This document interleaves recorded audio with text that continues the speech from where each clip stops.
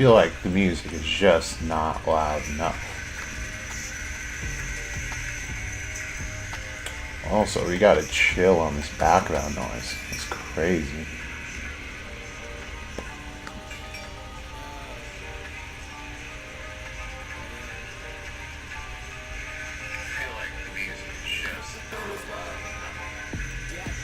Let's see, filter.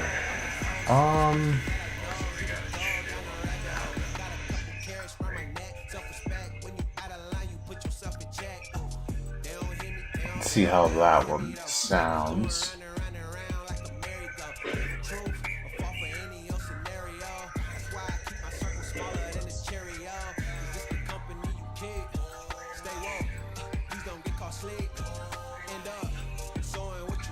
Oh, that sounds much better.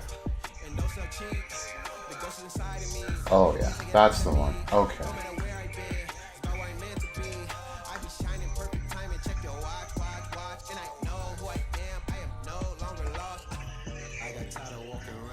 Alright. Cool. Hopefully you guys can hear me a bit better with less background noise. It's the AC, guys. It's like nearing 100 degrees where I'm at, so that's like a non-negotiable. I will dry up in my while doing this, so hopefully it's not too much. How you guys doing today? We got final message. What's going on?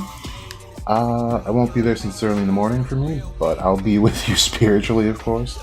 And thanks for the comment on the thumbnail. I was actually gonna say, since I've been doing these, they're somewhat like spontaneous lives, so I haven't been able to like go to art and be like, hey, can you make me a thumbnail, dude? And it does take him he's probably one of the fastest thumbnail makers, but it's just it would be a lot of work, and I know he's working on stuff with Broku for Broku series 9 Fates, but yeah, thanks. I tried to make the thumbnails a bit interesting, kind of good, but they're not the best compared to like arts for sure. But I'm glad you like this one message. The new character must be Jack Oates. Maybe. Andreas, it's buffering for you. It should be good. The new character is going to be Samurai Jack. Samurai Jack Oates. Samurai Jack was such an underrated show. Like, I feel like it got a lot of hype for sure, but it's still just too underrated for my liking. Like, I really like that show. I'd be down to do like a rewatch or something of that. Alright, so I think we got enough people in here for now to start. So let's start with just rereading the chapter. Let's kind of pick apart some things here. So we have two, I'm assuming, royals or nobles, saying that the Wizard King is the enemy, which is already like proving another thought of mine wrong from a past video where I thought he could easily just turn this around on Asta, like politically, but that was, of course, in a scenario where Asta stays alive and doesn't get yeeted to like another dimension or continent. So how can that be? The man who risked his life to save us all. But according to those that saw what happened, if it's really true, what's going to happen to this country? So they brought up a really good point. Like, he did everything he could to save this country, but of course that wasn't Lucius. However, it seems that Lucius is still, has the best in mind for, even the citizens of the Clover Kingdom. My only issues is that I don't think Lucius is quite aware of the fact that it's just the way he's carrying himself, right? It doesn't seem like he's that good or benevolent. Because remember, he was the one who started causing collateral damage and was putting people in danger. And it was not Asta. So it didn't seem like he had any real regard over their life. And that, that could very well be the fact that he plans on resurrecting everyone in some way once his plan has been finalized. But just the disregard for the current human life doesn't seem right to me. Okay. So that's Yuno walking in.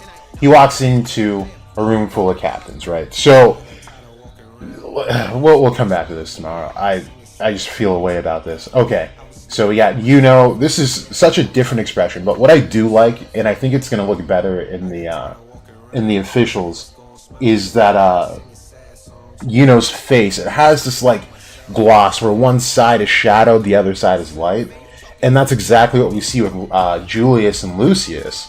At a point, and we of course know that the similarities between Yuno and Lucius is that they have two souls. So it's really cool that Tabata did that. And that's the end. So they're just done giving the report of the situation. I just want to make sure I'm not missing anyone in this film. So that's Yuno next to William, Jack, Dorothy, Nozel, Fuegolean, Charlotte, Rill, Kaiser, the girls, and Yami over there. And Nak is still in the shadows at this point. So, yeah, I really love these expressions. These faces are very, very telling. Everyone's clearly stressing out. So, looks like the celebration turned into a wake. Still just a fumble for Rill. But, we know he didn't mean, like, the most awful thing by it. But, I really can't believe it. There's no way that Asta died. And Yami, I'm sure, senses not. And I really like this robe on Noct. It fits him. So he's saying you can't enter Asta's shadow because he might be dead or incredibly far away or another dimension. But to them, dead is what it seems like. Of course, they saw all the blood on that building, so I can't imagine they're thinking this kid's alive. In a few of the circumstances, it's safe to say that Julius, or should I say Lucius, is our enemy. So something important happens here, and I'll go to the tweet that I started developing these ideas because it was actually originally nothing was pointed out by Buzz, but it made me realize something that we possibly missed, or Tabata may have fumbled just ever so slightly. But I do doubt that. Even Jack says he can't believe it. The Wizard King had two personalities in one body, just like the time of the elves. And again, we have this look, and we've talked about how William might be sympathizing with Julius and thinking of a way that he can save them both. And I wonder too if he's thinking that Julius is friends with Lucius, because it doesn't seem like that is the case. And for most cases, every other counterpart has been aligned with the person that they've been attached to, but Julius and Lucius seem to be that outlier. So maybe William could be sympathizing, but he might have a wrong perspective, in maybe possibly assuming that they are friends. If he's a Zogratis, he must be related to the Dark Triad. We're going to talk about this right here. To have dominated all the devils in the underworld, he is certainly more powerful than them. Obvious deduction. If he's got the magic power of Lucifero and the Wizard King's time magic, then he's way out of our league. Absolutely. And he says, yes, if he does have a strong body and can easily invoke time magic, then you aren't incorrect. When I went to the demonic activity, the Supreme Devil who watched at the sidelines of the Spades, as well as a large group of what appeared to be high-ranking devils were present. It was clearly a diversion, though, as that Supreme Devil turned tail and fled. So it's very interesting that this was a diversion. So I think what was going on here is that he needed Yuno to not be in the same place as Asta, of course, and possibly even guys like Noct and all the arcane stages of the Black Bulls. That could bring about a really big issue. But seeing that later on, he says that in all of his thousands of predictions, there's only a slight chance that it doesn't go the way that he sees it, and it's because of Yuno. So if Asta was also not part of that plan, if they're both in the same place, then that would have spelled maybe not inevitable demise for Lucius and his plans, but a much larger chance for Lucius to fail. So he's doing what he can to not end up in a situation like Zagrid did, where they were both on the same field. And we see that they do complete each other, because Asta was able to erase all the magic, while Yuno was able to not only exist right next to Asta with all of his magic, but also erase all of the physical matter around them. So they were taking care of everything, and them together is just an unstoppable spear that's gonna pierce its target. They must have been sent by Lucius. With all those devils, it is possible that something like a tear to the underworld was created. Lucius's own magical attribute is the incomprehensible soul magic. From what we heard he did to Sister Lily from Hodge Village, it's likely that his magic can manipulate a person's soul. No way. And then bestow onto them the power of the devil. So it's kind of weird that he didn't include the fact of like purification. Like I guess they're just gonna put it under one umbrella. Judgment Day, these people will attack us in 7 days' time. And then Yanni smoking up a storm, saying, I'll have to do it. I'm frustrated, but also happy for you. As Asta, this is a flashback. Congrats on making it to Grand Magic Night, Yuno. What are you on about? Asta's just saying it's frustrating. You're always ahead of me. But he still promises that he's going to catch up and surpass Yuno. But to Yuno, it's Asta who's always been ahead. And I think this is the correct interpretation of their relationship. I think, and we'll talk about this in a bit as well when we're talking about this mysterious character. Asta is not complete in himself. So I mean that in a way where Yuno didn't realize himself until later. And I think Asta still needs to have that revelation, because he's comparing himself to someone who's got all the magic in the world, some of the most refined abilities, and just natural gifts. And so Asta is not realizing that him and his power is just as absolute as Yuno's, if not more. So that fault, that flaw in his semantics, is acting as the last barrier to get to where he needs to be to hit that next level. Again, we'll talk about that in just a bit. So Yuno says if Asta's dead, and if he's not coming back, I'll have to be the one to surpass him. And then we get to the underworld. Adrenaline comes up. I can't believe that just a year or so that human got so darn strong. So whatever Yuno did here was just absolutely insane. Just killing a high-ranking devils in the blink of an eye. Whatever this spell is, that's insane. Yeah, I don't know. That looks like more star magic than one magic, but he's got both up. So I really want to know what that was, because that's crazy. So like, and we have to realize, like, Yuno is now in our top, I would say 1% of mages right now. If he's able to do this, and confirmed by Adremalek, we have to take into consideration that these devils that he brought out too are not Fuegolian level high, like ranking devils, right? He was struggling against those mid-ranking devils, and then those were also from the I don't know where I was going. Oh, I was trying to go back to the other whatever. But those were from the first two seals of the underworld. So we have to assume that those devils get stronger and stronger, even the low-ranking devils.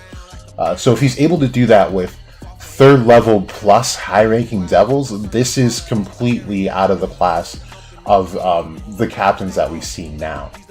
So, and that's comparing them to the Spade Arc. We know that everyone's probably made some sort of shift in power since the 15-month mark has passed, but we can safely assume that Yuno is still clear of the bar that they're setting.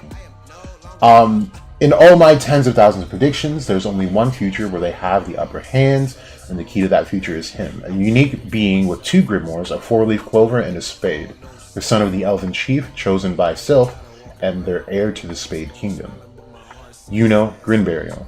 So this is also very important that he even knows about this second soul inside of Yuno, because this is not something that has been talked about explicitly within the series. So the fact that he even knows that it's the elven son, right, of an elven chief, he's obviously aware of the elves, but obviously aware of Lit and the fact that he had children. So that is indicative to not only his knowledge, but possibly even his age.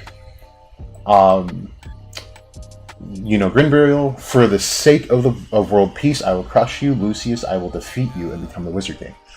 And then we get Asta washed up. And then we get the Mystery Man.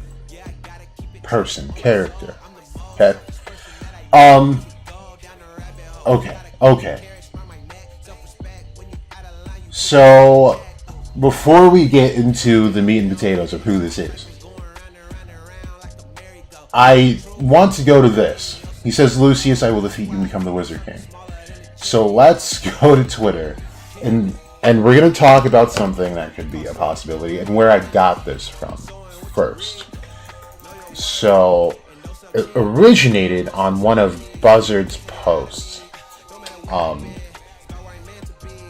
And it was, Buzzard's really in tune with writing. Like, he really likes things to flow in a literary sense.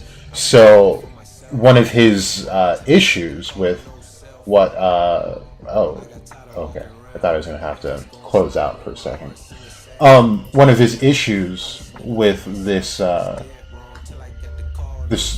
that little snippet of the chapter was that Lucius acknowledges Yuno by first and last name, and he was saying that he wishes that Yuno did the same and said, Lucius Zogratis, I will defeat you and become the Wizard King.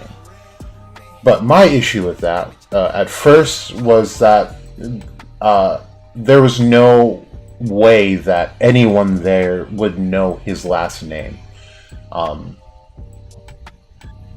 Only the first should be the one that they know, because even Lily, while the girls were trying to fight her and get Asta back, she said his name to them. So of course he knows first. But jeez, does he really post that much? It's just gone already.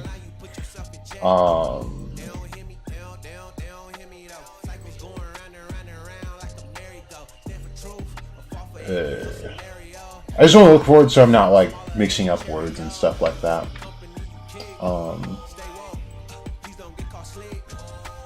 Shoot. Where the hell did it go? Crap. I'll try to have these things just ready to go. Like, moving forward, this is such a pain. Like, post too much, Buzz. Post way too much. Just kidding. I post a lot too.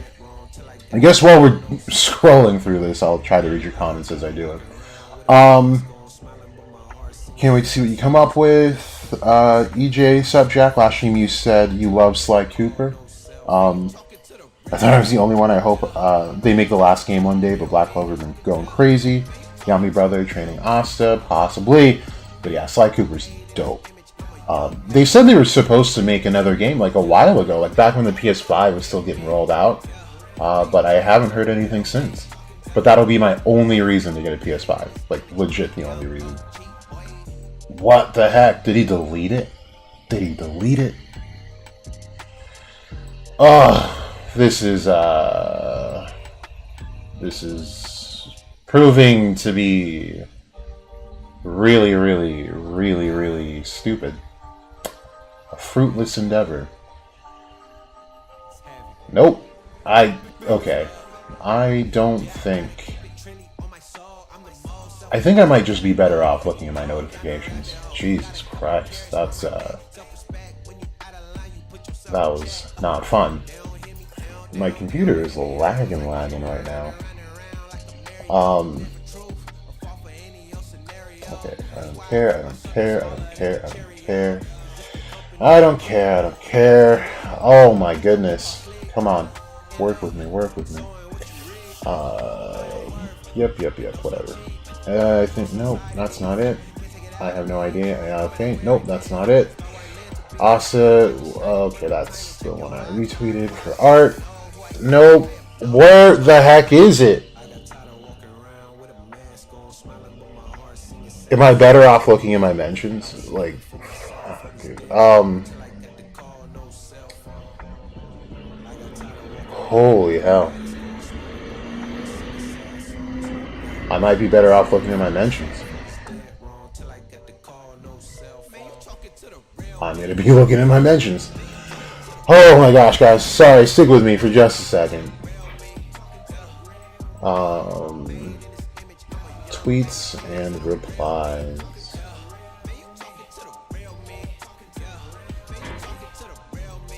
Okay, yep.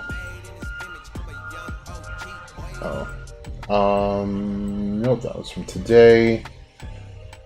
Commission work. Annoying. Okay, yep. Whatever. Ah, dang.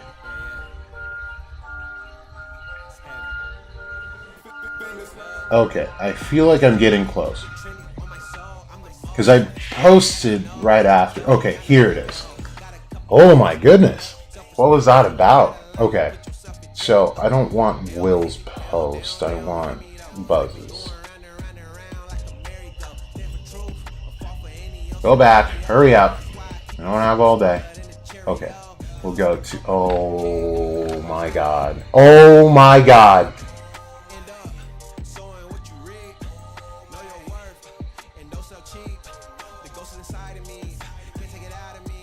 Okay, there we go.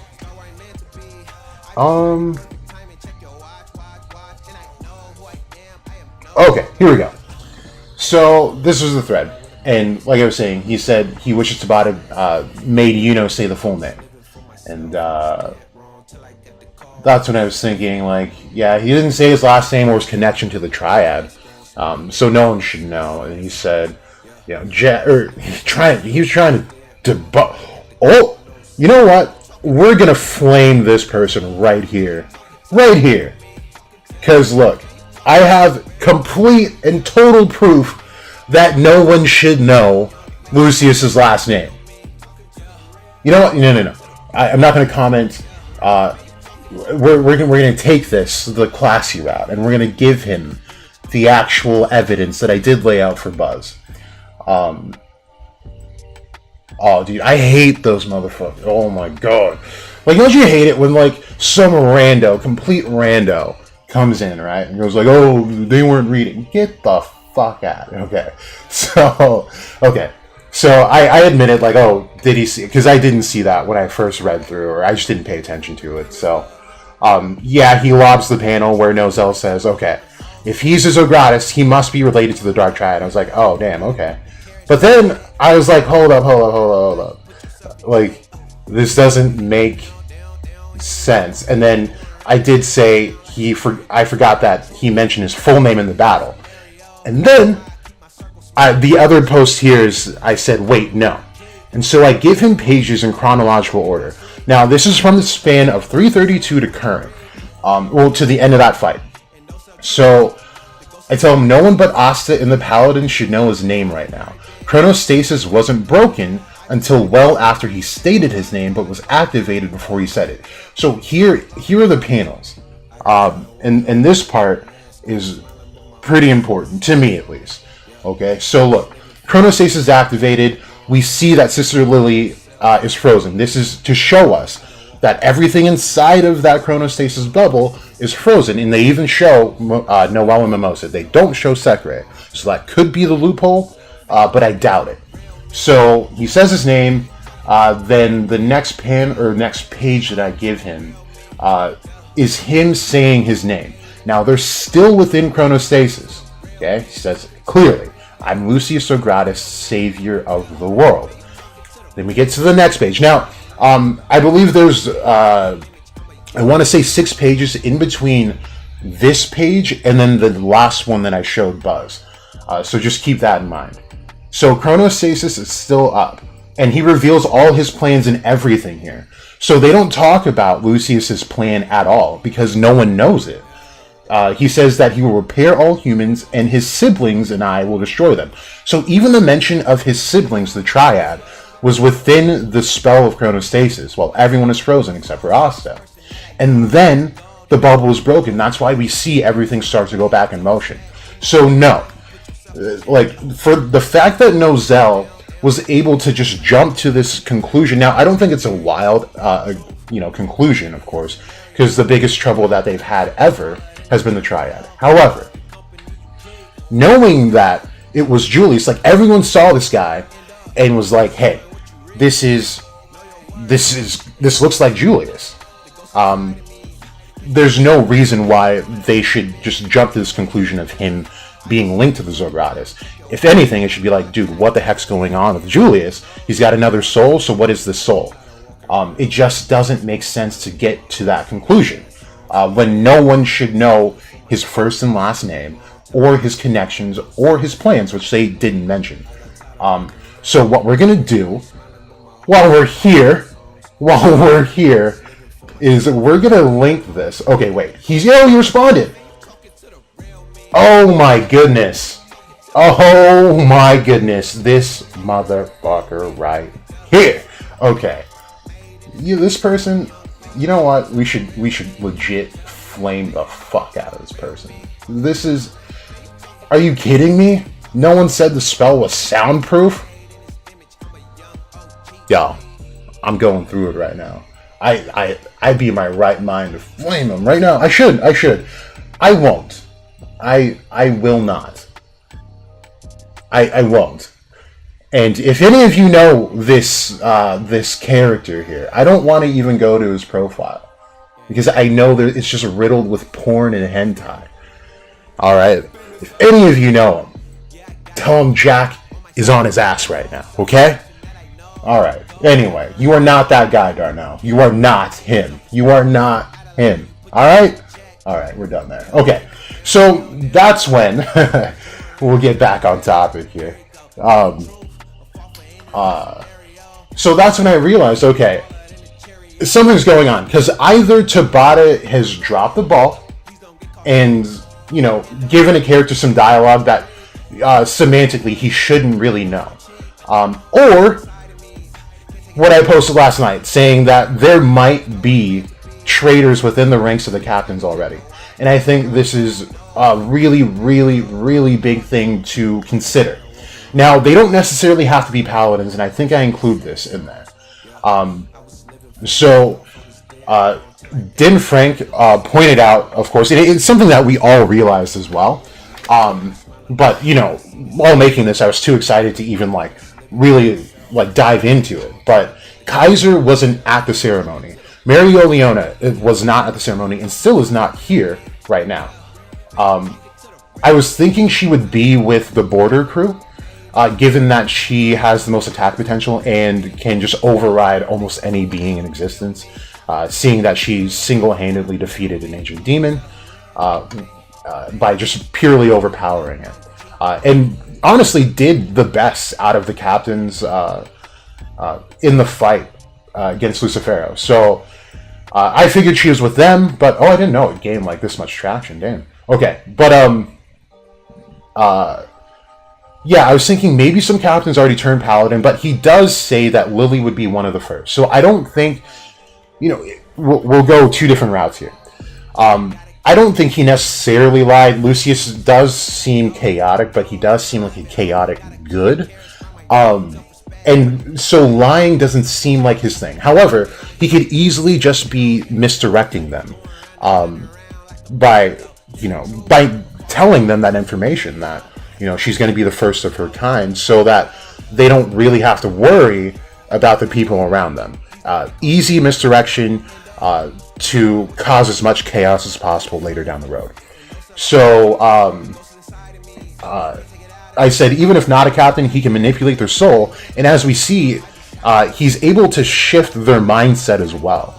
So I'm thinking that if they're not paladins, he could have at least created some sleeper agents. If you guys are familiar with things like MK Ultra, where they'll activate when the signal is ready. So like the idea behind that is like I think that it started with like Russia, and they were worried that they had used these subconscious techniques on American soldiers, where if they were to give a signal, whether it be a word, a sound, or any trigger, they would instantly tap into like this like KGB training.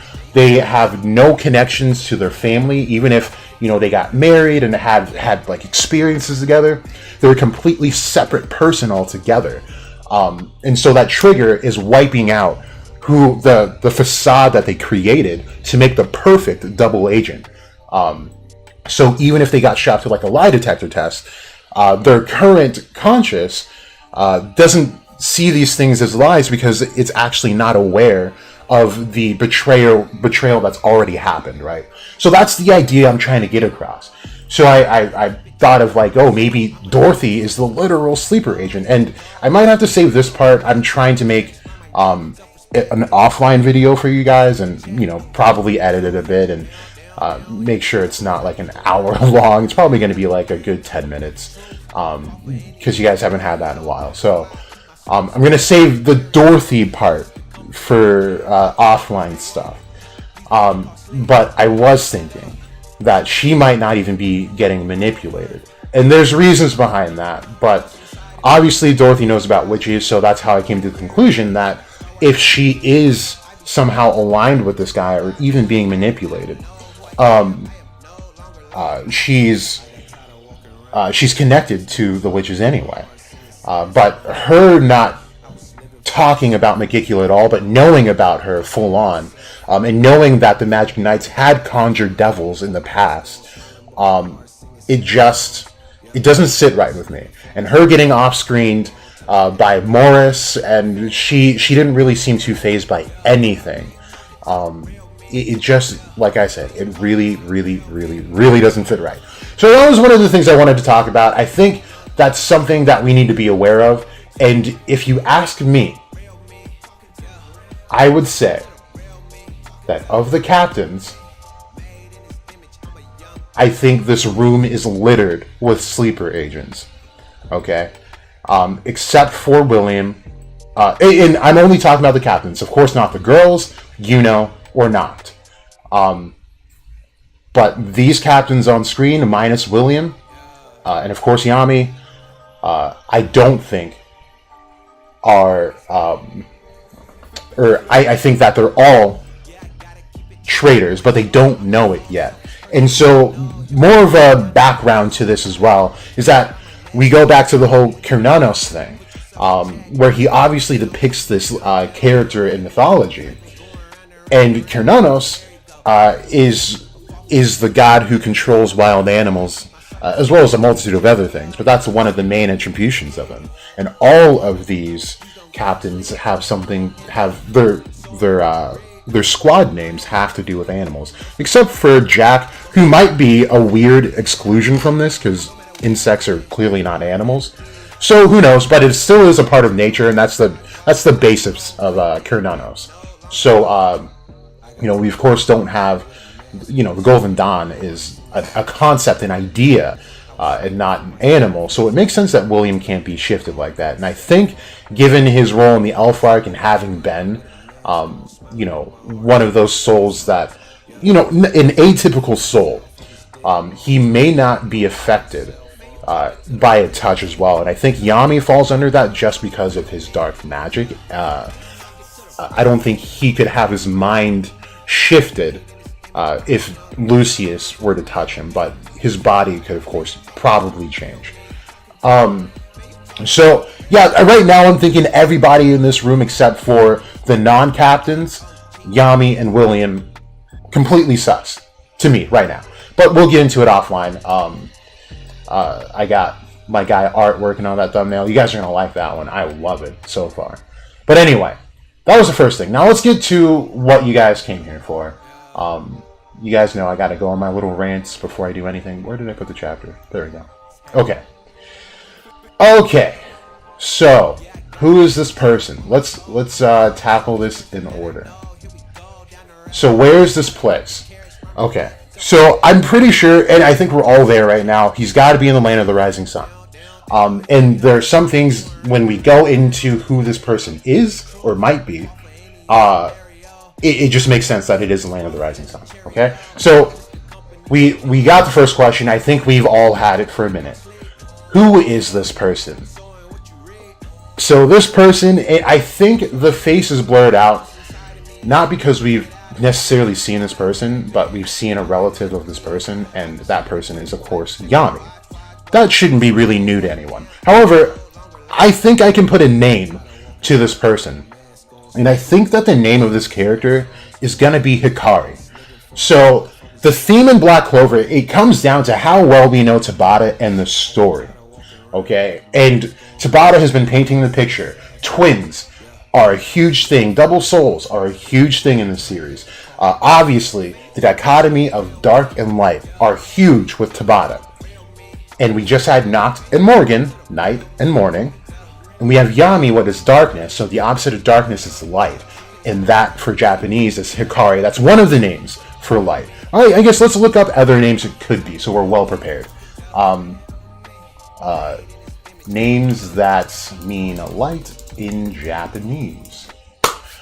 So, Hikari, Akari would be, well, that's a baby girl. However, let's not get into like feminine, masculine stuff because it really doesn't matter for Tabata. There are other instances where he uses masculine things for, for a woman and vice versa. So, yeah. So Hikari, one of those. Let's see if Wiki has any other. Pure light. I want to know that one. Wait, we got to go back. Ooh, radiance. Yeah, we gotta look really quick. So, oh man, we got the gold star Venus. So that one is called Chikyu. Oh, it says right there, Chikyu. Ooh, that would be a good one. I don't think that would be it, but oh yeah, I like this. These are good names. Okay, I wanted to know pure light. That would be interesting. Akari. Okay, so let's put Akari on the list with Hikari. Yuna is kindness. Interesting. I've never heard of that name. Okay, I want to know Bright Star because we did relate Yami to the Black Star in the last stream. So Hoshi. So we're gonna do Hoshi, Hikari, Akari. Let's see. And no, I don't really want that one. I thought I saw something else. Oh, Sky. This one's going to be interesting. Sora. Oh, I knew that. I knew that from Naruto back before I even knew any Japanese. Because that was one of their banger, like, endings or openings. Aoi a no Sora. That was such a dope ending. Okay. Where was the wiki? Oh, I can just go forward. Whatever. Okay, here we go. So, depending on the kanji, so when we get leaks moving forward, let's look out for these. Because if it's his name, then this is absolutely confirmed gonna be Yami's brother. Now, you're probably gonna be wondering, how could it be his brother if, he was obviously at an age where you would remember your childhood when he came to the Clover Kingdom by accident. But knowing that Lucius is able to really manipulate the mind of the victim or his target, it could easily be that he made Yami not even really think about his homeland like that or really remember it fully. But knowing that he's a foreigner, he would have to keep some of that in mind. And the reason behind that is because people already knew that Yami was a foreigner. He didn't even speak their language when he got there. And his magic, of course, ended up being something very also foreign and, arcane would be the word, which is extremely abnormal. However, I want to again point out the instance that, I guess there's other renditions. So, along with all the other ones, we're going to say Hikaru, and not Hikari. What was I saying? I forgot. I squirrel brained. I do it every time. But, oh, okay. So, Lucius can't just wipe the minds of, like, the populace. And even with Marx at his side, I don't think that they had the power to do that. Of course, he could probably do it now if he wanted to, but with that, some of his memory would have to be attached to him by saying, because people are going to be like, oh, you're a foreigner, and imagine if his mind was completely wiped, and he'd be like, what do you mean I'm a foreigner? I was born here. It wouldn't make any sense. So we'd have to have some semblance of where he came from. So that's kind of what I'm thinking. So for the listed names, just this is my finalized one: Hikari, Hikaru, Akari. What was the other one, guys? I already forgot. The one that meant Bright Star, and Pure Light. Pure Light would be that's Akari, duh. And then Bright Star was what? It was, come on. Oh, I didn't actually click it. Hoshi. Okay. I feel like I need to write that down because I will forget it, and I'm going to definitely use it. So we'll just make it a post together, and while I do this, I'll look at what you guys are saying in the chat. But what do you guys think so far? Like, do you think it could be Yami's brother? I don't think it's crazy to think, and it would be really nice to like have Asta like meet his uncle in a sense. But we have to answer that last question, which is going to be the bigger part of this video, of course. So, I haven't done this ever. We're gonna list these as straight up prediction. So, the mystery character's name will be one of the following. We've got Hikari is my go-to. Then I would go with Akari, and then probably Hoshi. And then what should I say to like, it's us right now. It's the stream, the 14 goats in here, 15 now. Solving mysteries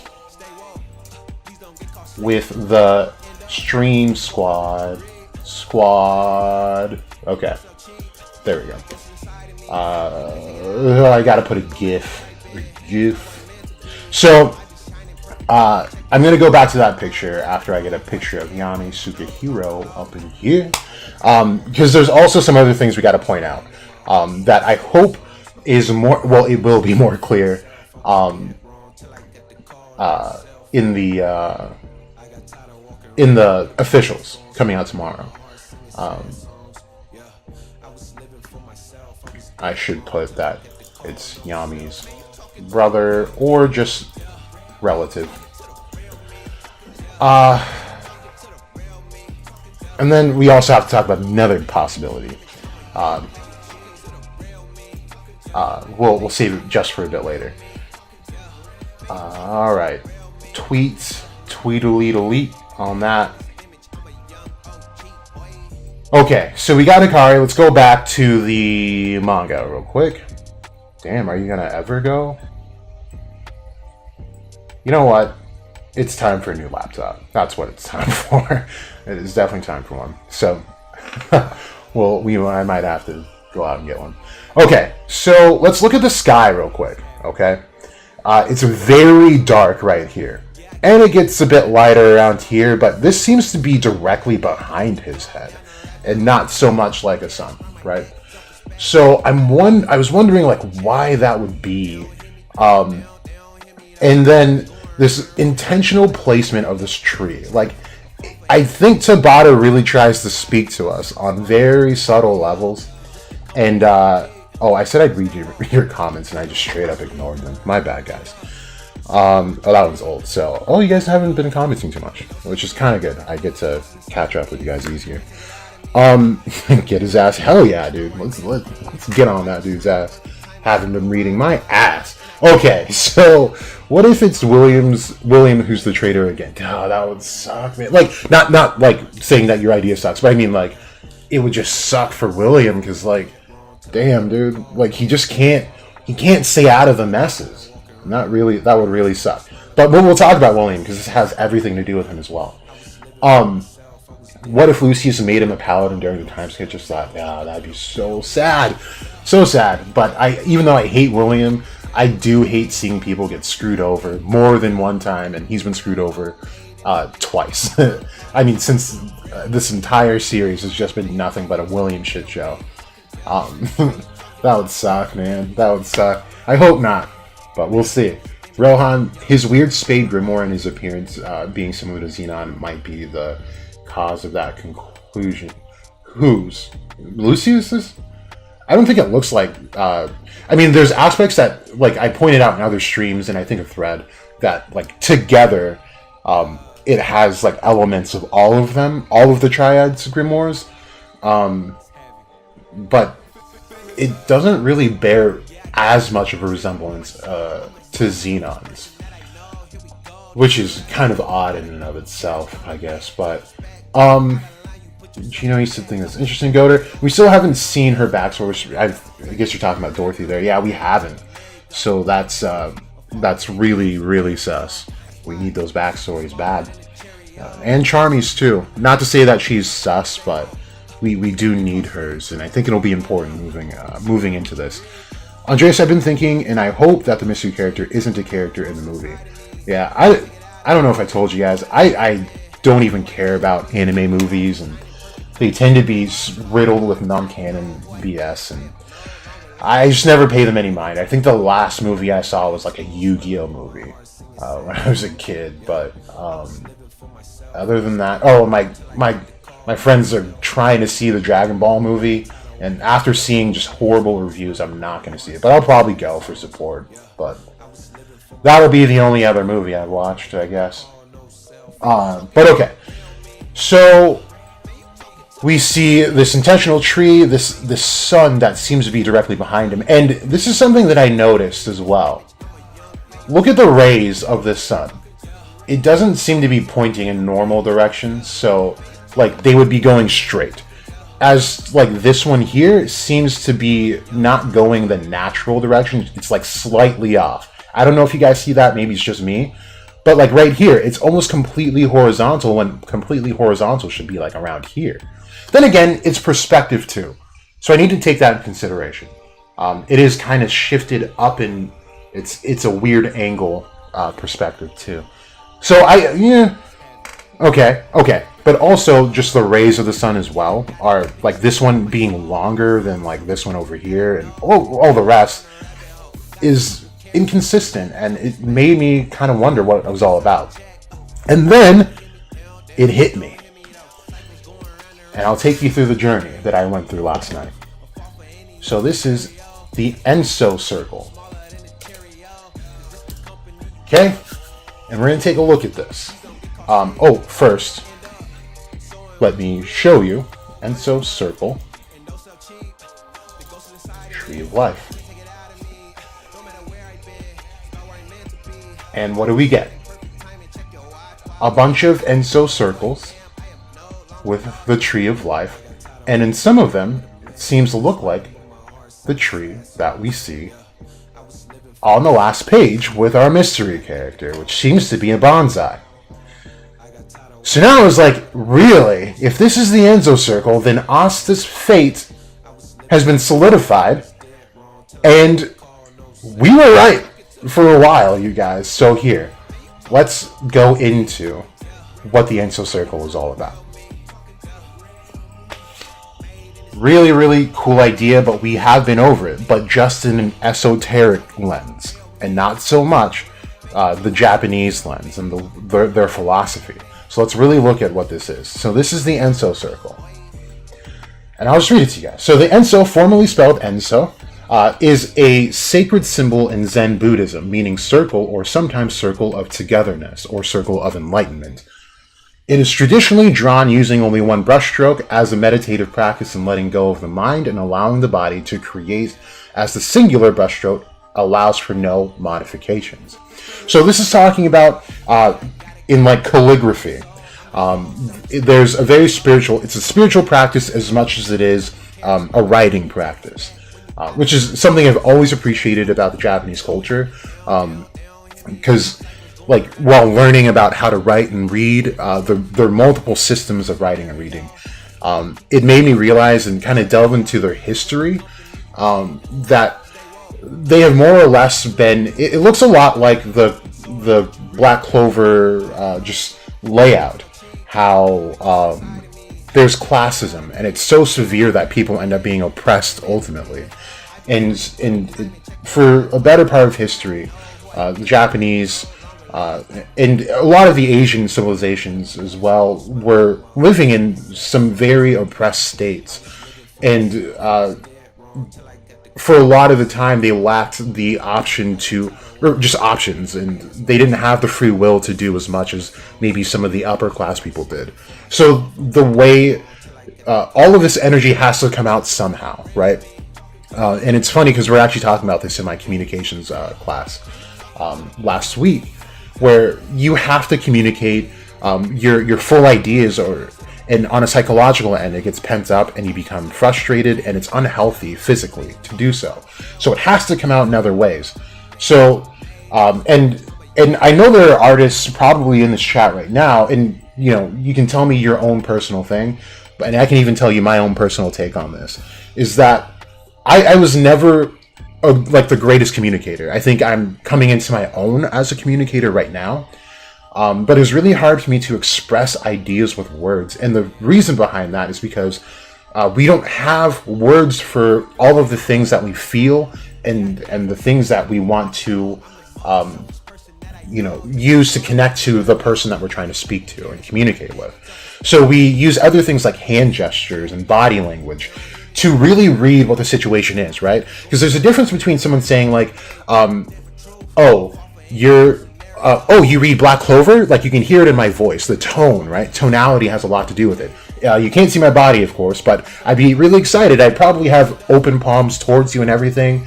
But if I cross my arms, I go like, oh, you read Black Clover? Then it's a whole different vibe, you know what I mean? So, but there's ideas and things that we cannot express. And I've fell in love with Japanese and the writing and the language in general just because they are able to, through writing, express what words cannot. So, yeah, like when you listen to it, it might, you'd be able to translate it in your own head and all that. And there are some things that'll come across much better than if you said it in English. But then if you look at what someone's writing and they have specific kanji, you're able to see, because there's some kanji for the same exact characters. And we saw that with one of the names Hikari. I believe it was, oh no, I didn't. Like, we'll go back to it. But we see that with Hikari, there's different kanji that they can use for it right here. So if they use this one, it means light. But if they use this one, it means radiance. But they probably, more than likely, have the same character. So while this is probably Hikari, or this is Hikaru, is what they're saying. Okay, I should read. See, I should read first. So D was right. This motherfucker doesn't read. God damn it, he was right the whole time. Okay, but anyway, so this is Hikaru, and this is also Hikaru. But you see that you wouldn't be able to know this if someone were to just say Hikaru. You would have to see it. And if you see this, it would be like, oh, they meant radiance by this. Or, oh, they meant light. So that's a huge thing in the Japanese writing system. Or just any Asian writing system in general that uses that other facet. So, fun fact, I guess. So we'll keep going. Well, at a first glance, the enso symbol appears no more than a misshapen circle. It symbolizes many things: the beauty in imperfection, the art of letting go of expectations, the circle of life and connection. The enso is a manifestation of the artist at the moment of creation, and the acceptance of our innermost self. It symbolizes strength, elegance, and one-mindedness. So look, this said more than enough. More than enough. Okay, and I want to go back to something I said I'd come back to. And that was Yuno's flashback. Remember, Yuno's like, to me, it was Asta who was always ahead. And Asta doesn't seem to realize that anti-magic and the power and the influence that he has is potentially, and I would even argue to say, it's even greater than Yuno's, right? But the fact that Yuno just has all this magic, 2 grimoires and all that stuff, it makes him, he fits better in the world than Asta does.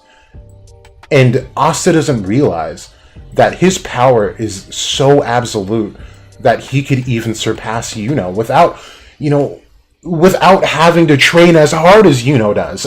You know what I mean?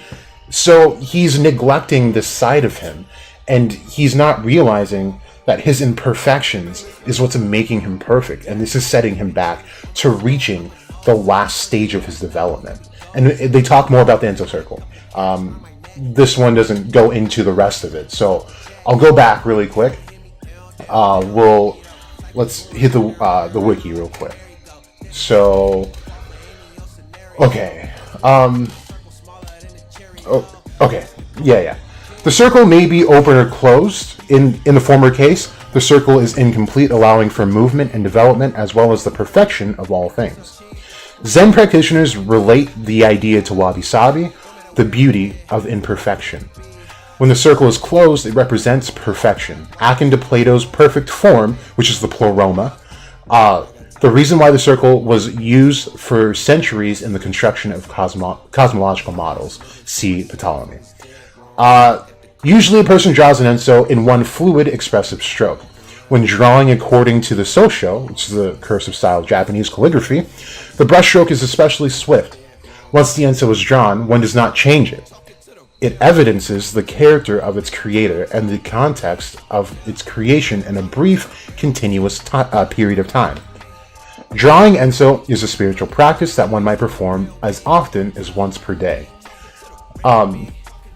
The spiritual practice of drawing enso or writing Japanese calligraphy for self-realization is called hitsuzendo. Enso exemplifies the various dimensions of the Japanese wabi-sabi perspective and aesthetic. And these are all the various aesthetics there. I thought this had more. So they talk more about the complete circle, which is what I want to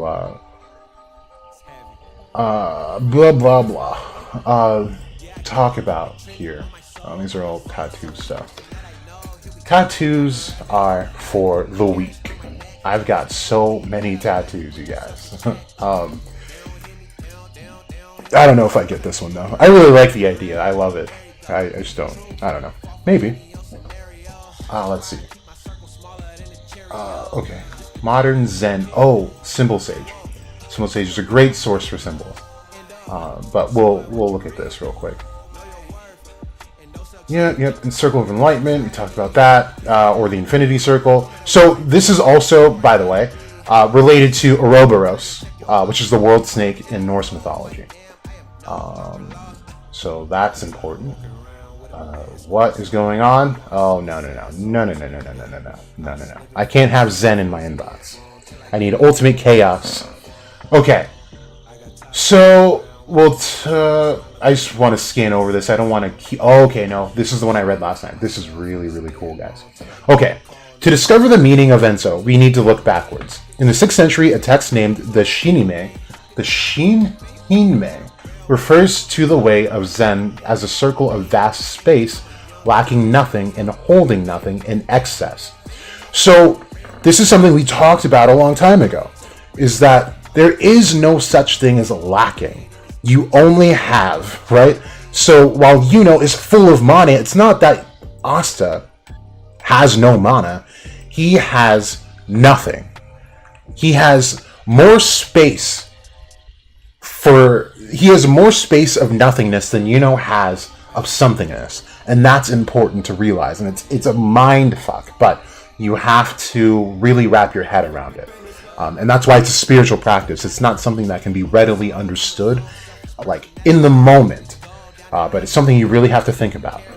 At first glance, the symbol enso appears to be nothing more than just a misshapen circle, but the symbol, did we read this? Okay. The circle of, okay, means something about the circle of life and the connectedness of existence. It can symbolize emptiness or fullness, presence or absence, but there is such thing as presence of absence. All things might be contained within or conversely excluded by its boundaries. And just to go back on that presence of absence thing, right? It's like you ever go into like okay, like you're let's say you're in a classroom. It's loud, it's bumbling, right? But then let's say the teacher goes off and just goes like, "Shut the heck up! You guys are too loud," right? Then everyone's quiet. Hopefully you guys aren't some badass kids out here. But like, everyone goes quiet. You can hear the silence, right? That's the presence of absence.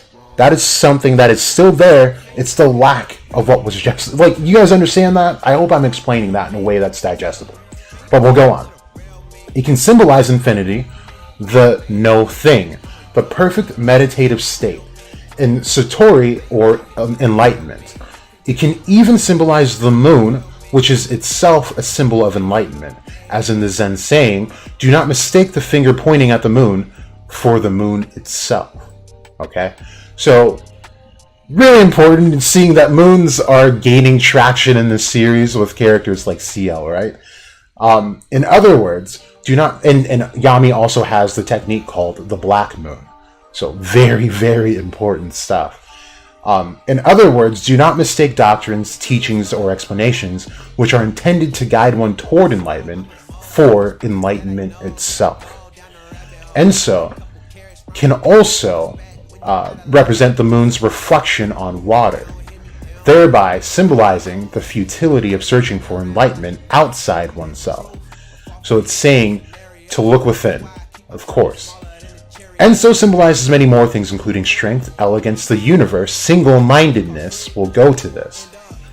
The state of mind of the artist at the moment of creation and the acceptance of imperfection as perfection. It also represents the oneness of life and all things contained within it, the spirit of harmonious cooperation, personal development, and refinement of character, the visible and the invisible, absolute fullness in emptiness, simplicity, completeness, endlessness, perfect harmony, the circle of infinity, and the cyclical nature of existence. Now, that is it for this. So that kind of encompasses everything I want to go over. Single-mindedness is the thing here. That is the biggest thing. Because what have we not gotten any of in this entire series? It's single-mindedness. And while that's usually used as a term of like, in a negative connotation, in this sense, it's needed to for enlightenment. And what I want to point out is going back to this twin thing and these multiple souls, right? We had William and Patri. While they worked together, right, with Yuno and his soul, I'm forgetting other ones right now because I'm just so hyped about this, but let's just use them, and of course Lucius and his, right? But we'll go with Yuno and William. They befriended their souls, right? William and Patri were great friends. Different entirely, though. But then we have Yuno, something closer to perfect, where he had another soul, and that soul was still him while it was something else entirely. But he is one being, and they strive towards the same-ish goals, I would assume. But it's not single-mindedness, right? Because he's acknowledging another being within himself. Then we go to Lucius, where he has two souls as well. However, they're looking in different directions. It's very much like the Thamael. They seem like contending forces, right? Where Lucius is not aligned with Julius, and it doesn't seem that Julius was aligned with Lucius. So that's why that forceful takeover was needed at 331, right? But then we get to Asta, this imperfect being. I was almost going to call him a mage. I don't think it's fair to call him a mage, even though he is a grand mage. But look at what he's doing with Liebe. Obviously, these guys are connected. I've never strayed from that fact. That is Asta in a different way. Just like the elf soul inside of Yuno is Yuno, but also not Yuno, right? They're independent and dependent on each other. But Asta's is more physical, and that is what's allowing him to be able to hit what I think is going to be the next stage, which we'll talk about in a minute. So, through Devil Union is single-mindedness, is striving towards the same goal in unison. And in true Devil Union, their minds, and you even see it in the way they speak, it is the same, it's almost a separate person, right? Let's think of it in terms of like the Avatar. I think that's a better way to look at this, is that Aang is Aang, right? He's himself, but he's the Avatar, and what that means is that he can channel this god that has all the powers over all the elements through his body, because he's chosen to do so. So in that sense, he is the Kenoma, or no, would he be the Pluroma? I'm getting mixed up. Whatever. I think he's the Kenoma, and then when he reaches the Avatar state, he is now the Pluroma, full, and that Avatar means that he's like the vessel for that god, the physical vessel for that heavenly body. So what I'm trying to get through with Beelzebub and Lily's situation too, is the same idea. Slightly different, seeing that Lily's able to retain her personality, where Aang is not able to do that. As far as I watch it, I didn't watch all the way through. I did watch bits and pieces, but I still gotta complete that series. But that's the idea. It is perfect harmony. And Asta is closer than anyone else to getting there. What else did I want to go over here? It was single-mindedness, the universe, state of mind, right, creation, acceptance. So, and this is something we were talking about. This is something that Asta has not accepted. Part of this is accepting imperfection as perfect, which he is, right? He doesn't have the limitations that other mages do, right? They're completely dependent on their mana. Asta, in even Liebe, the first time he ever said it in the series as well was in the fight against Lucifero, where he was saying, essentially, he was running out of anti-magic. So, Liebe is now full of nothingness, and that nothingness is called anti-magic in the series, right? So, while it's absolute, it did somewhat hinder him a bit. But with Asta still being empty, it works better, and he's able to apply that in much more creative ways. So last night, I put in a tweet that, kind of teasing the stream, that we have to talk about magic in a sense, okay? So we have to understand what magic is in order for us to understand what magic isn't and how that plays in with Asta. Okay? Here we go. Okay, and we talked about this. Yeah, so what is magic? Magic is the imagination brought to life. Imagination is the driving force of magic. That's literally the most simple way to put it. So what magic isn't, and what I mean by that, is that Asta doesn't have this creative force that everyone else has, right? To create these new spells and magic. He doesn't have that for whatever reason, and it's probably because he's right now the depicted imperfect circle, right?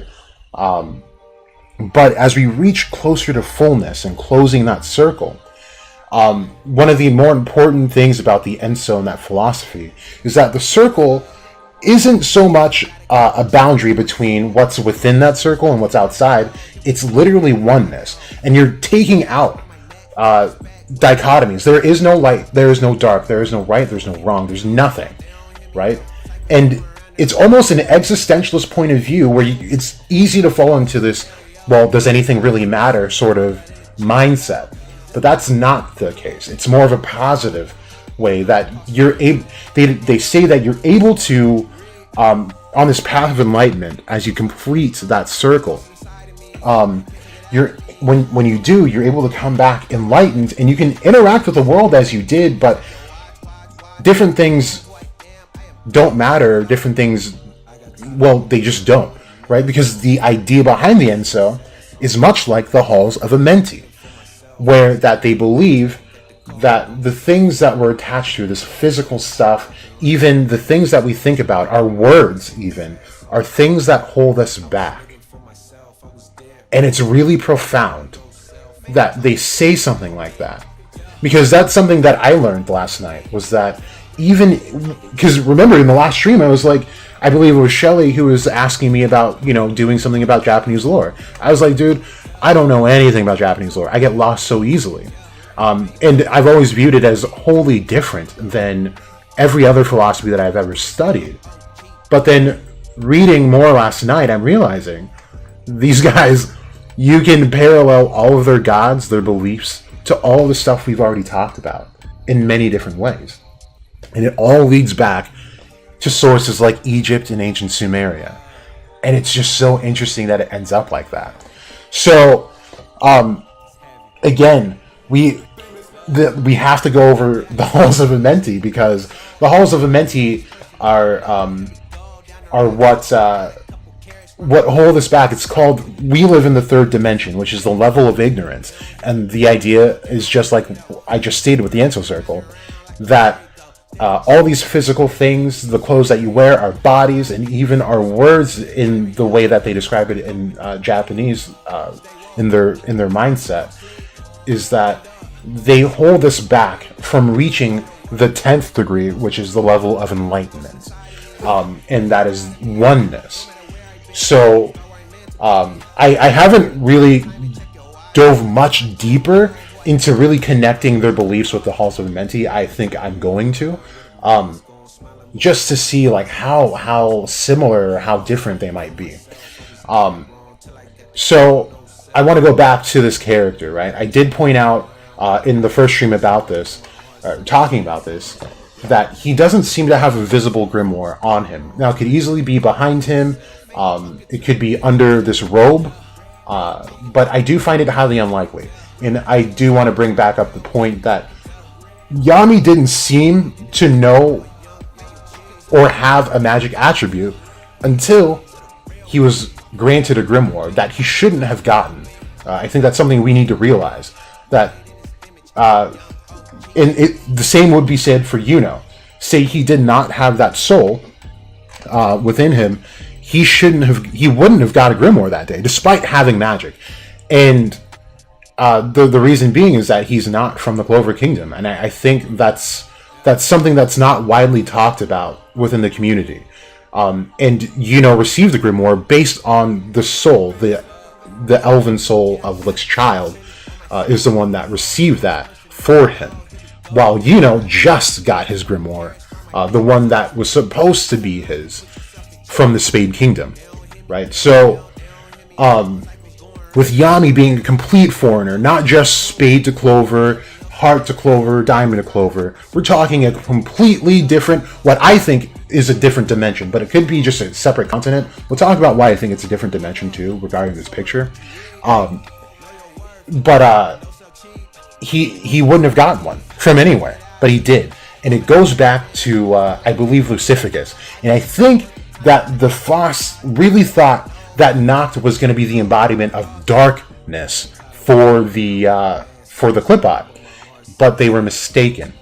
And I think there's much more about Noct's origins that needs to be gone into in the series. And we've talked about it before in past videos and lives, where I believe they didn't intend on having twins, Morgan and Noct. I think they needed it to be a case more like Yuno and Lucius, where one is light and one is dark. Well, more like Lucius in that sense, but two souls working in tandem like Yuno. But they ended up separate.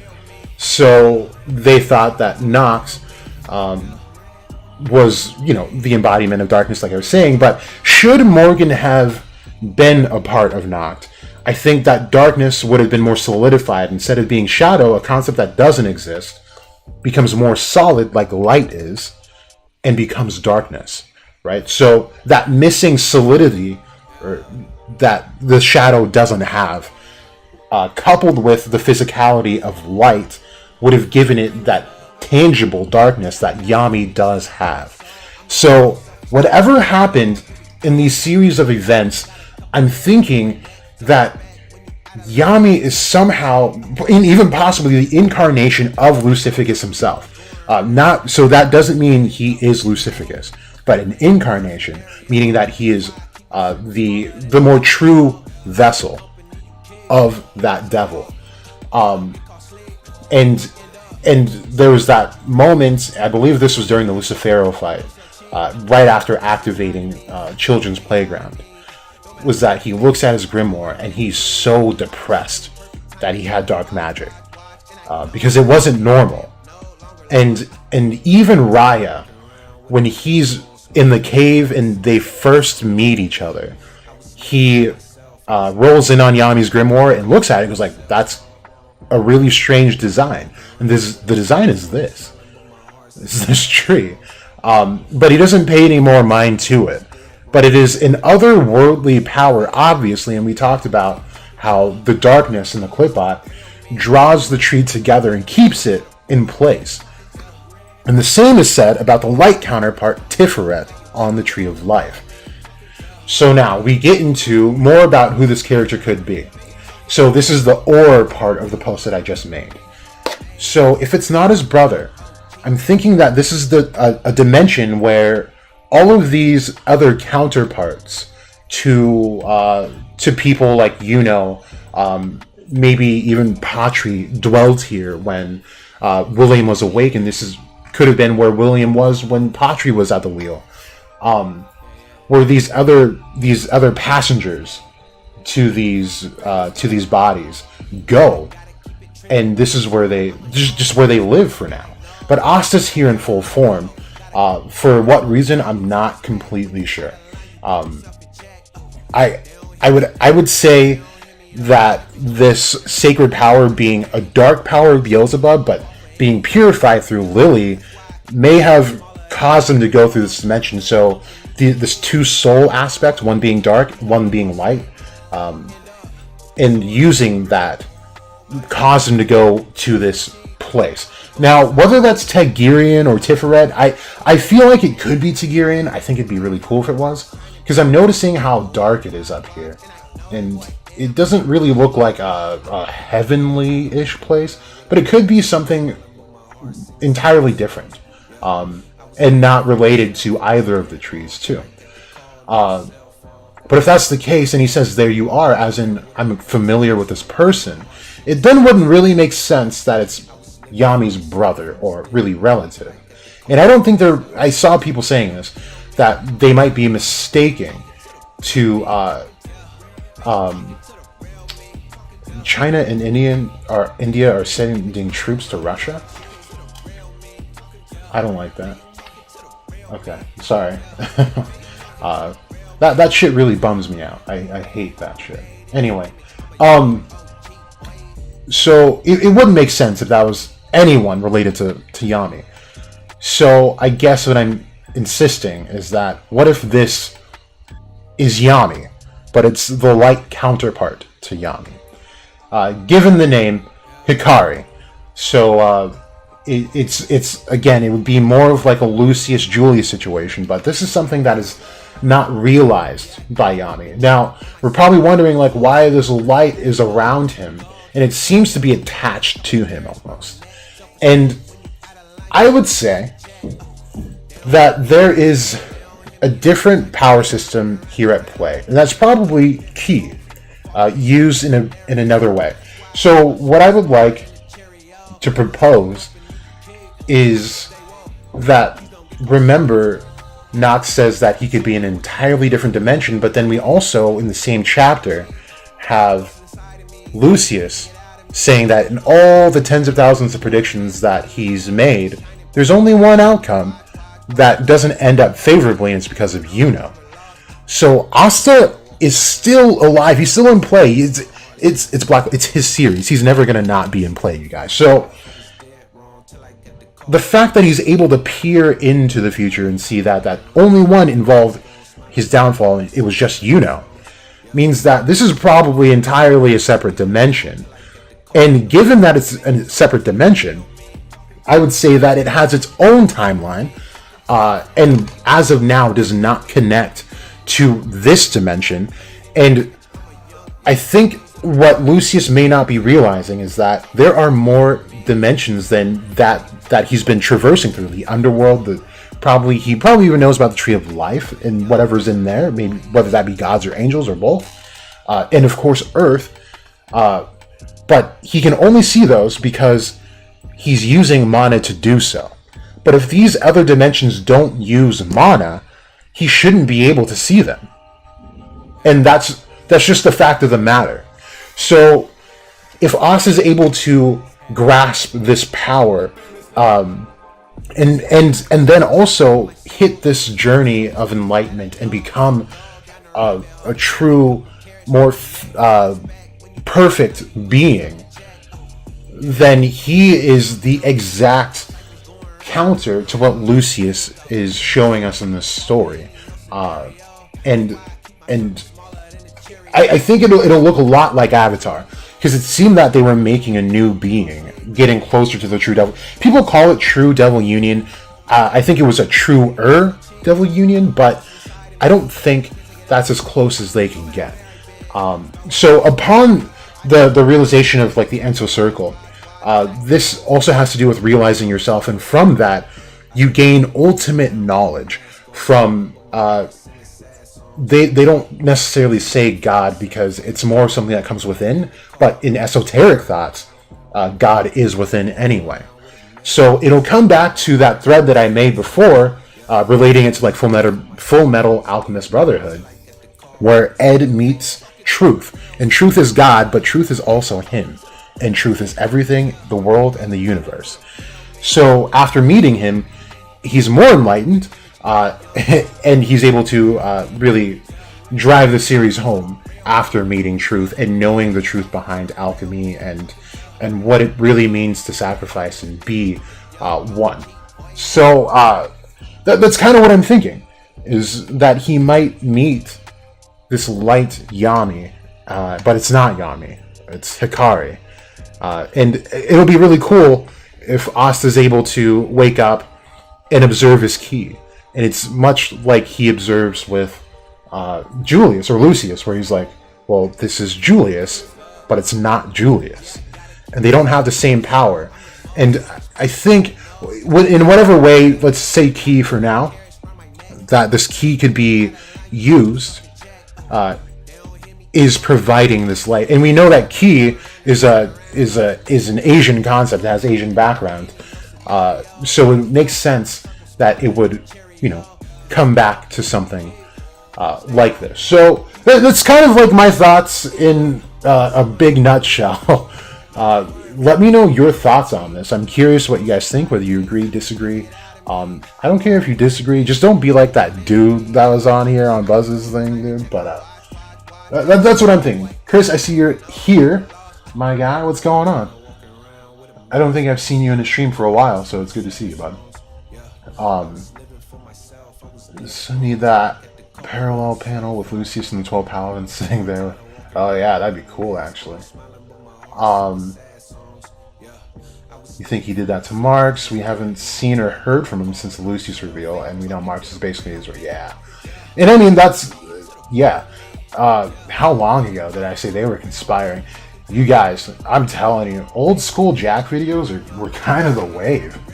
They're not as specific as they need to be now, of course, because we didn't have as much information. But there was a specific video that I talked about. Imagine them Hino country people using scrolls instead of... Someone else said that on Twitter. I don't know if I like that necessarily. I like the idea of just like being striving for enlightenment, not through another third party, thing. So I personally wouldn't want that, but it'd be kind of cool. I also want to avoid like, the Naruto Huns and bandits in the Black Clover community, because imagine they get scrolls. Oh, it's a Naruto ripoff for sure. So. Chris, I need Ostrow's help to catch you. Yeah, dude, facts.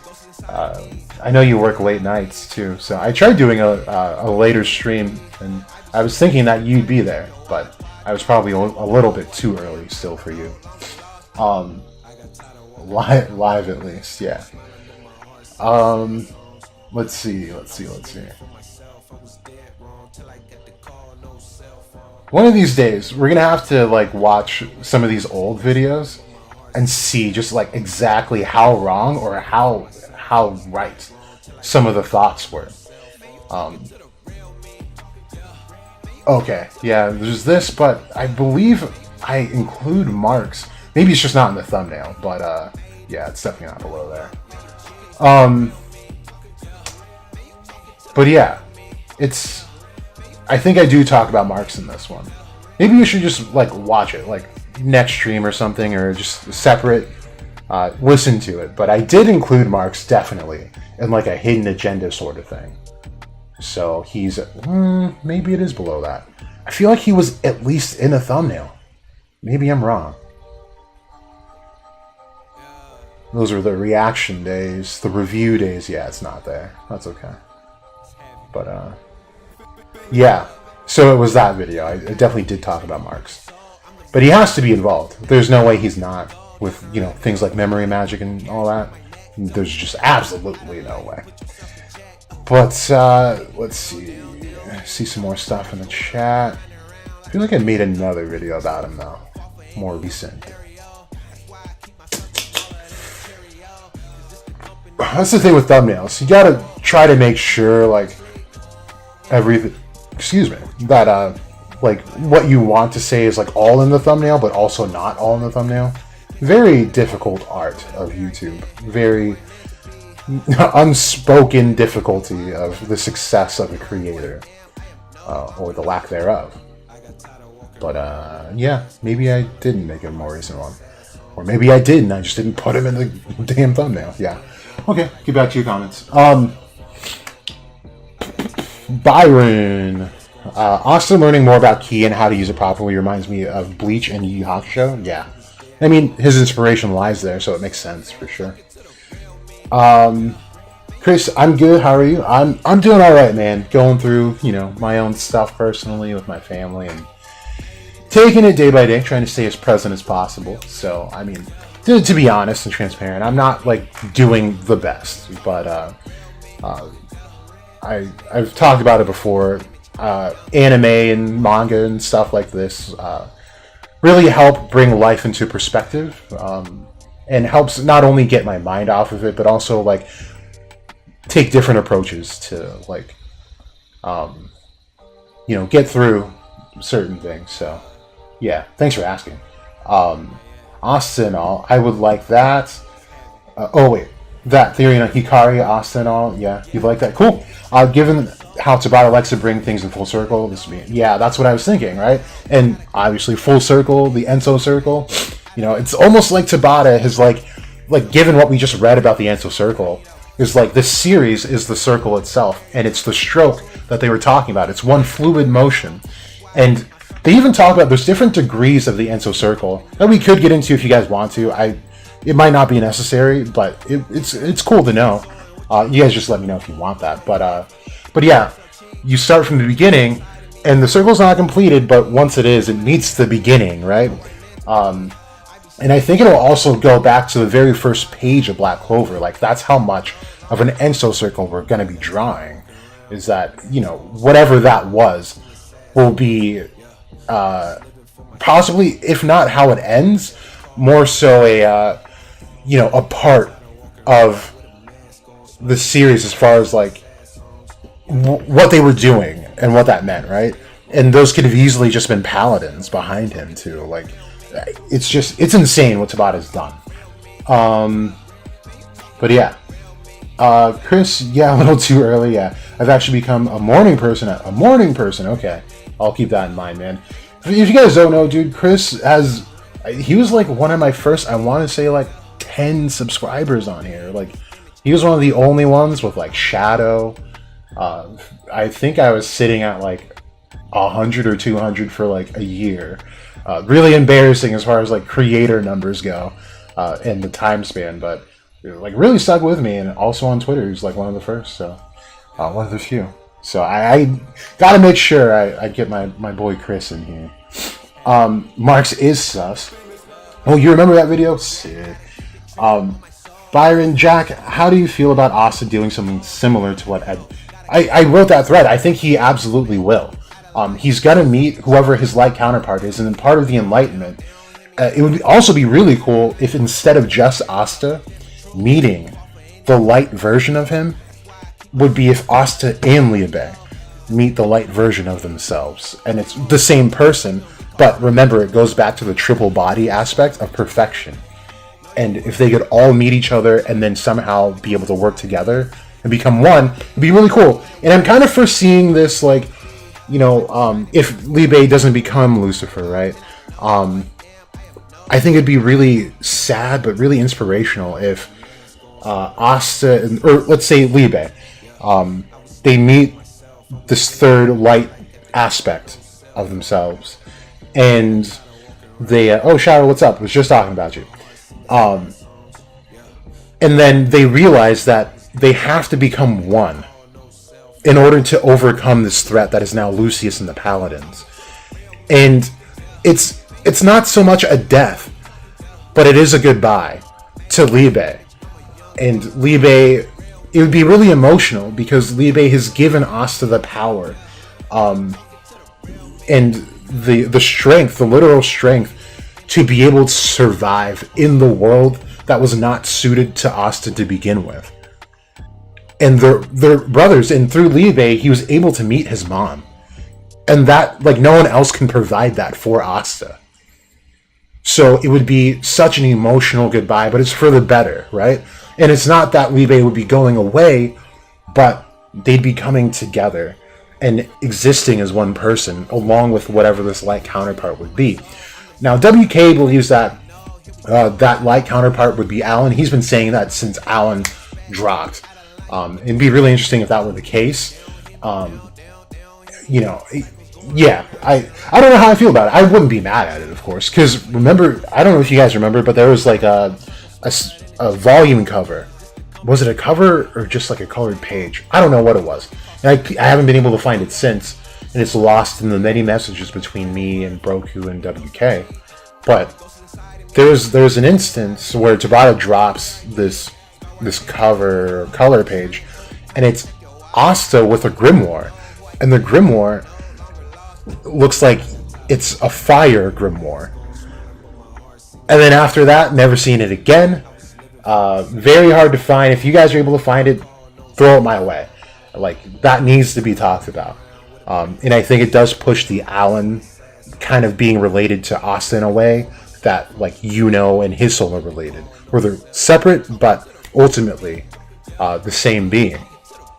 But yeah, it'd be really cool. Really, really, really, really cool stuff. But I think it'll end up like the Full Metal Alchemist sort of thing. Chris could be the true sleeper agent of chaos. Yeah. Yes. That's kind of what I was thinking in that other video where I had him in that Jaeger pose. This one right here, the God Eater.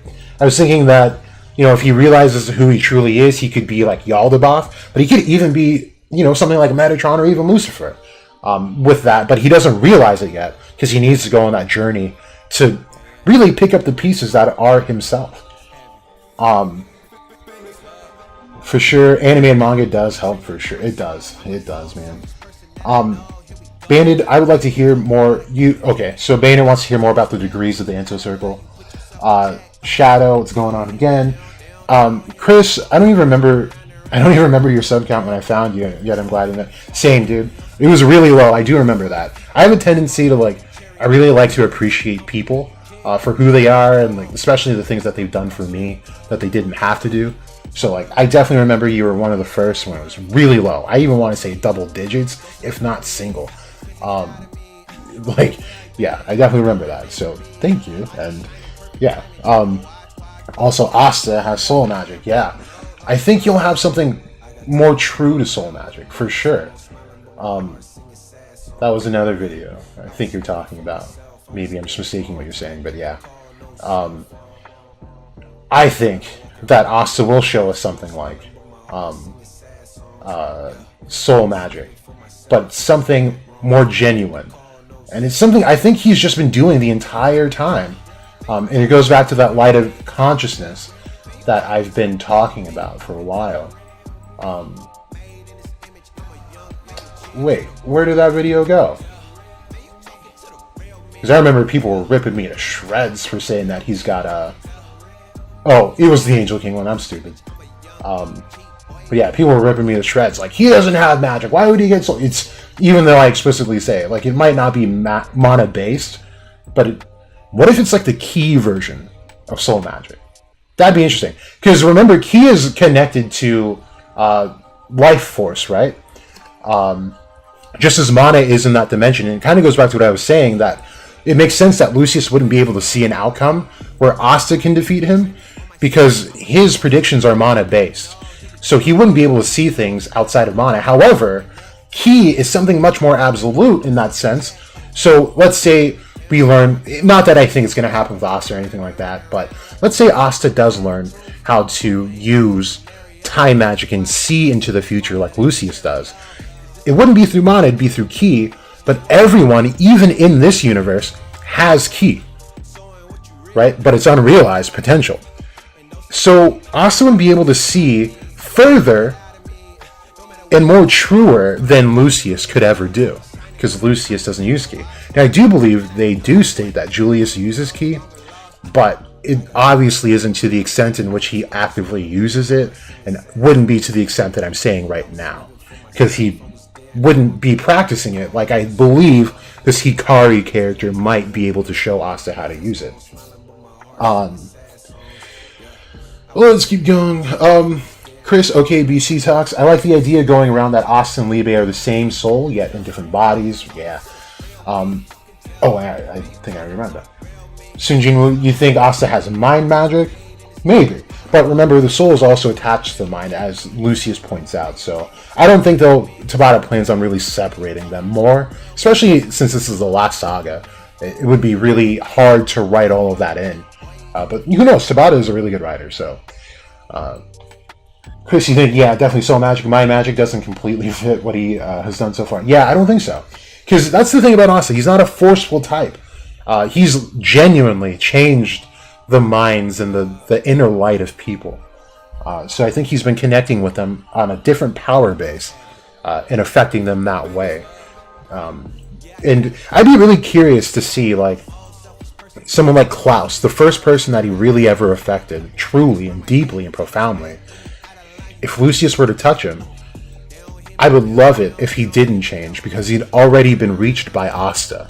That'd be something really cool. I'm going to keep an eye out for that, though. Because, while, like, I did say I feel like the captains have been, like, somewhat changed, maybe not paladins, but affected by Lucius, I don't think they've really been profoundly affected, except for Yami and William. Everyone else has been like, yeah, I'm inspired by the kid, but they haven't had that, like, breakthrough moment. You know what I mean?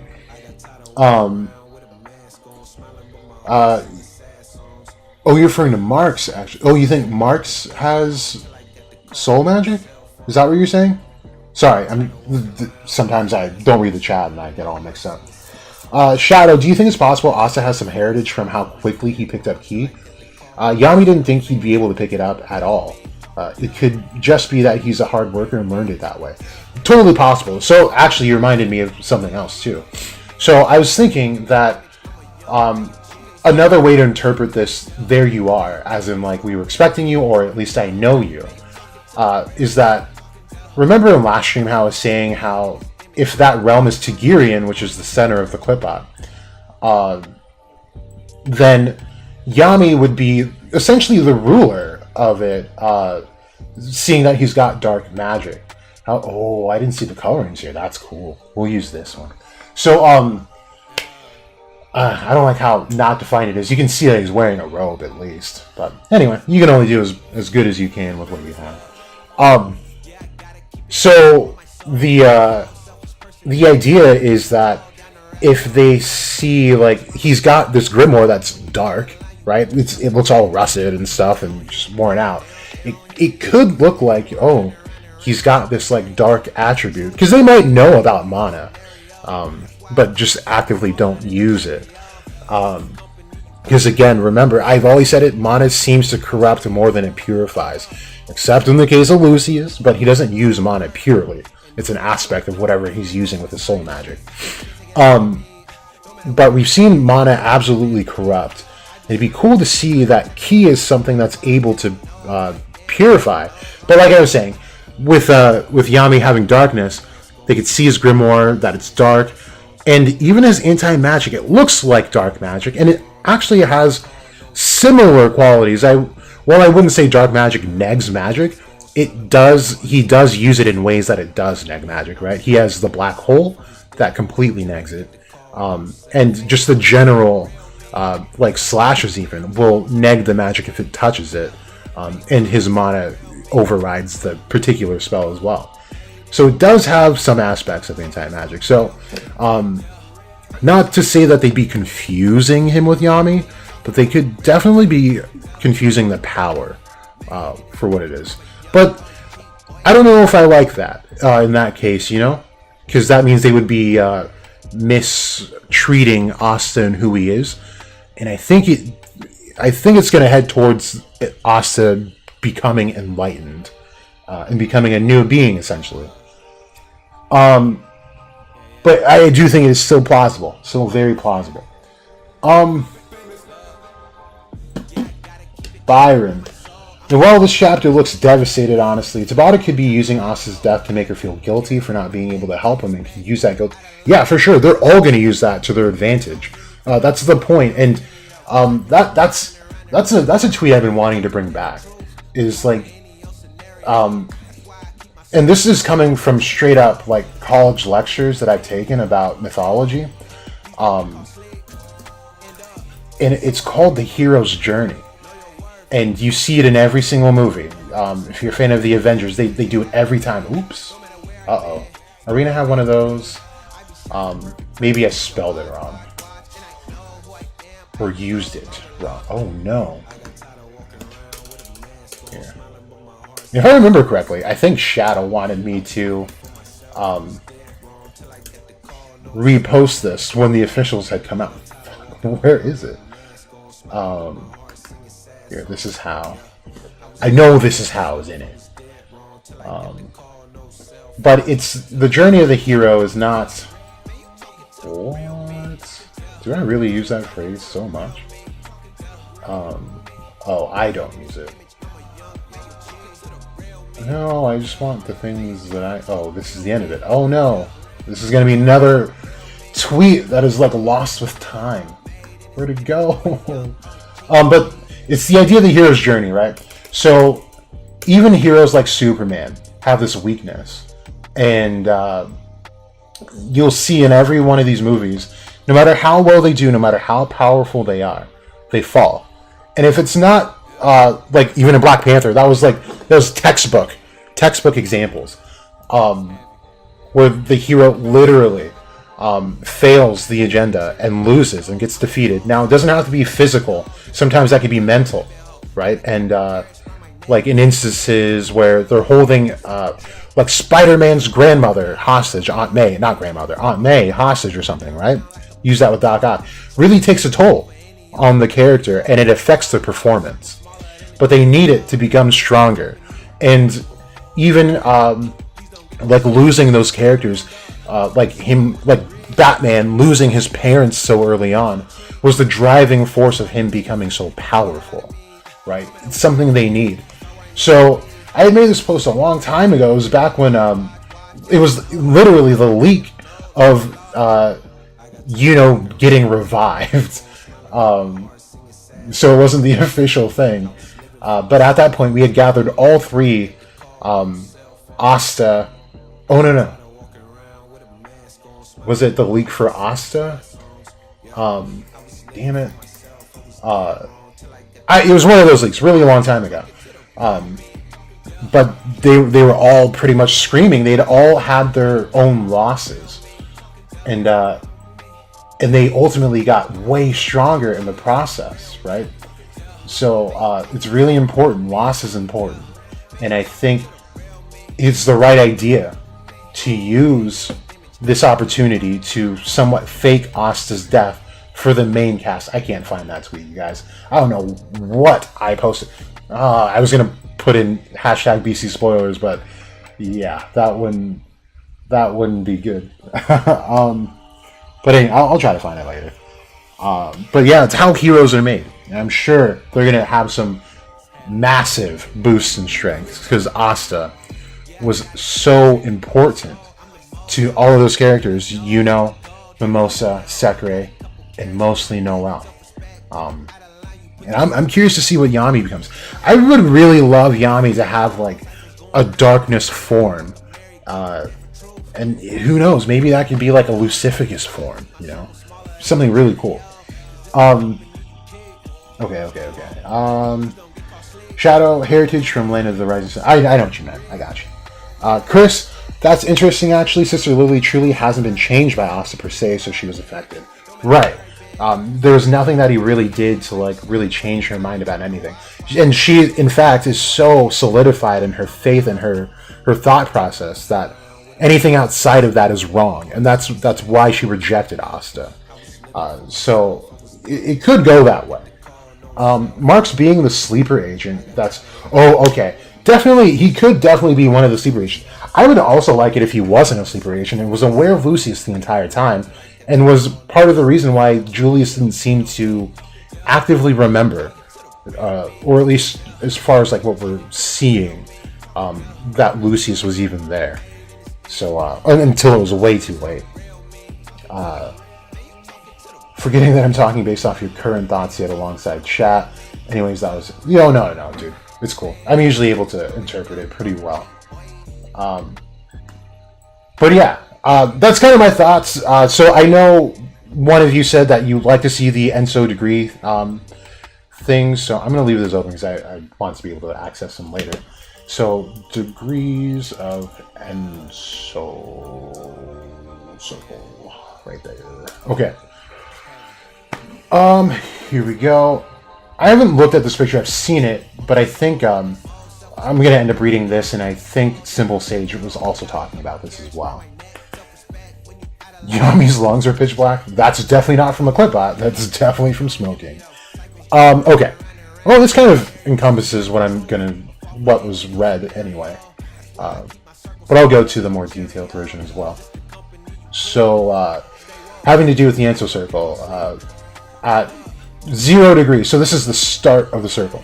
0 degrees, small I, attachment to name and form. Form is form, emptiness is emptiness. So this has to do with identity. You are not like a larger being than who you are and what you were born as yet. Then as you keep going along the stroke of the enso circle, at 90 degrees, attachment to thinking form is emptiness.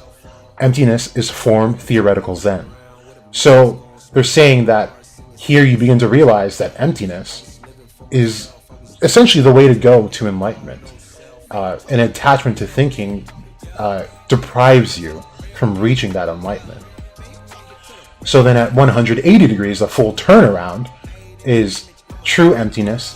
There's nothing, there's no I, there's no form, no emptiness. So here, this is insinuating that you are full of emptiness, right? So you're realizing the nothingness. 270 degrees is absolute existence. This is freedom form, freedom emptiness. They say 3 by 3, which is 9, 3 by 437, which is 9, and 3 by 3, which is 1,231,853. No clue what that means, guys. Ha! But this part up here is you're starting to bring form to this freedom, which is absolute, which is still emptiness, right? you're realizing that there is no dichotomy between full or empty anymore. In that 360, well, you would say this is at the start, this is the big I. This is non-attachment to thinking. Whereas you were attached to your name and form here, you realize that form is just form and emptiness is emptiness, but it's all one thing going back to the big I. You realize the bigger picture, and this goes back to the tree that is used when Dante shows Yami. It doesn't really show him, but shows the audience in the fight against Yami, a tree that he says is Clipot, but is the microcosm and the macrocosm, where you realize God is without and also within. God is the macrocosm, and God is you, which is the microcosm. This is the Enso circle. Let's go back to... I just opened that. Do they say more about it in our website? There I go again, not reading. Okay. Oh yeah, okay, cool. We begin to map at 0 degrees. We are completely attached to our thoughts. We see the world and ourselves completely through thoughts, concepts, and beliefs. I kind of scroll-brained on this thought a little bit ago, or a while ago, actually. When they say that even words are obstructions to enlightenment. Remember, in the Halls of Amenti, they describe that devils or archons are things that we see in the world, the physical things, and that includes gravity, time, and space. And what attributes do we have for these devils? We have ice, fire, space, time, gravity, darkness, things that we can readily find here and now. And this is the illusion of reality. This doesn't actually exist. But the fact that it's depicted as an illusion makes it the best and truest illusion, because it's something that we really can't break free of. Something that is hard for many of us to discern is completely wrong, and the way we live our life is completely wrong and misguided. Right? So the fact that words were included, what other devil did we have? We had Zagreus, the word devil, right? It's very, very interesting, and it just fits perfectly in Black Clover. We don't yet realize that these things are just abstractions of reality and not reality itself. We believe this conceptual world is reality. We believe our thoughts are reality. So this is actually going into the Dorothy theory that I'm going to have put out. So there's a good portion of me that thinks that Dorothy is maybe not so much a sleeper agent for Lucius, but more so a sleeper agent for possibly a more light being. And it could be Asta in his truest form, because I think that Asta transcends time, meaning that I think he's more than just human. He might be more than just, a hybrid. He might be a being that has fully descended into the physical realm. But doing that, and through all the videos that I've given you guys, we know that it's a process of full rebirth, which means you're not born with every single piece of knowledge that you attained over your time in eternity. It's something that is gained through picking up those pieces again. But you'll be able to realize that power in real time when all those pieces are realized. So with Dorothy having this dream world could be what ultimately kind of saves or takes part in saving the population. And she might be living in a world more true to what reality is, which is why she spends more time sleeping and not awake. And there's, in a video, we also slightly go into the fact that in Judaic lore, they believe that when you go into the sleep state and you dream, you are as close as you can possibly get to death without dying, which is why we take dreams seriously. So it's something hard to explain, but definitely go back to those videos. It's explained a little bit better. But Dorothy could come in clutch for once, but I'm still very sus of her. But there's also reason to believe that she's still good. Okay. 90 degrees. When we begin a spiritual practice, we move to 90 degrees on this map. We start learning new concepts, spiritual concepts. We leave some of our old concepts and beliefs behind and pick up new ones. If we read and study the Heart Sutra, for instance, we might now say that form is emptiness and emptiness is form. Where at 0 degrees, we are believing that form is form and emptiness is emptiness, which we'll see you kind of come back to this thought mode at 360 degrees, but it's in a different perspective. We can get very excited about our new discoveries. They feel very liberating. We find new friends who are also practicing these new ways of thinking and experiencing. We find new teachers who lead us deeper into these new ideas and beliefs. It's a very exciting time, but can also be a little frustrating. We've got all these new and exciting concepts and beliefs, but somehow we're still not awake. Somehow we still experience suffering in our lives. We may even tell ourselves that we are free and awake because we've had some amazing experiences, but deep inside we know this is not true. Deep inside, we still experience an incompleteness. This is actually hitting home so hard. Like with my current situation and everything, it's so crazy. But anyway, that's because even though these are new and exciting thoughts and beliefs, they are still only thoughts and beliefs. Reality is completely beyond all thoughts and beliefs, even spiritual ones. Given the powerful conditioning we've all undergone, it may be hard to accept this, but eventually, through frustration and continued suffering, if nothing else, we break through. We break through the barrier of thought.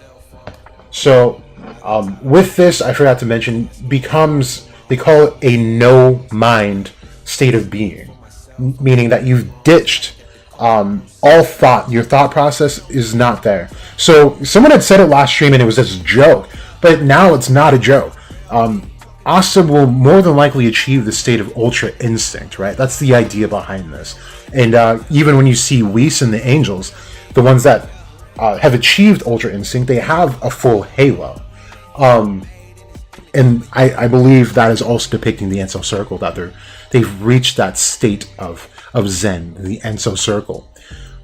So that gives them the ultra instinct. Now, to go more into like the no mind thing is like movies like The Matrix. Remember, when Neo awakens, he rebirths himself, is what happens.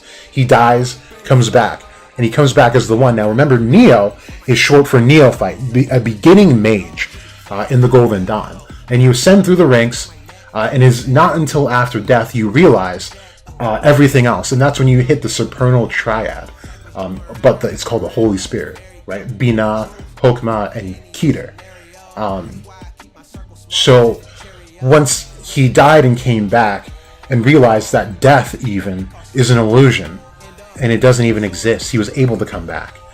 And that's when he was able, when the agent was shooting at him, all those bullets, and he just put his hand up instead of dodging it to stop them.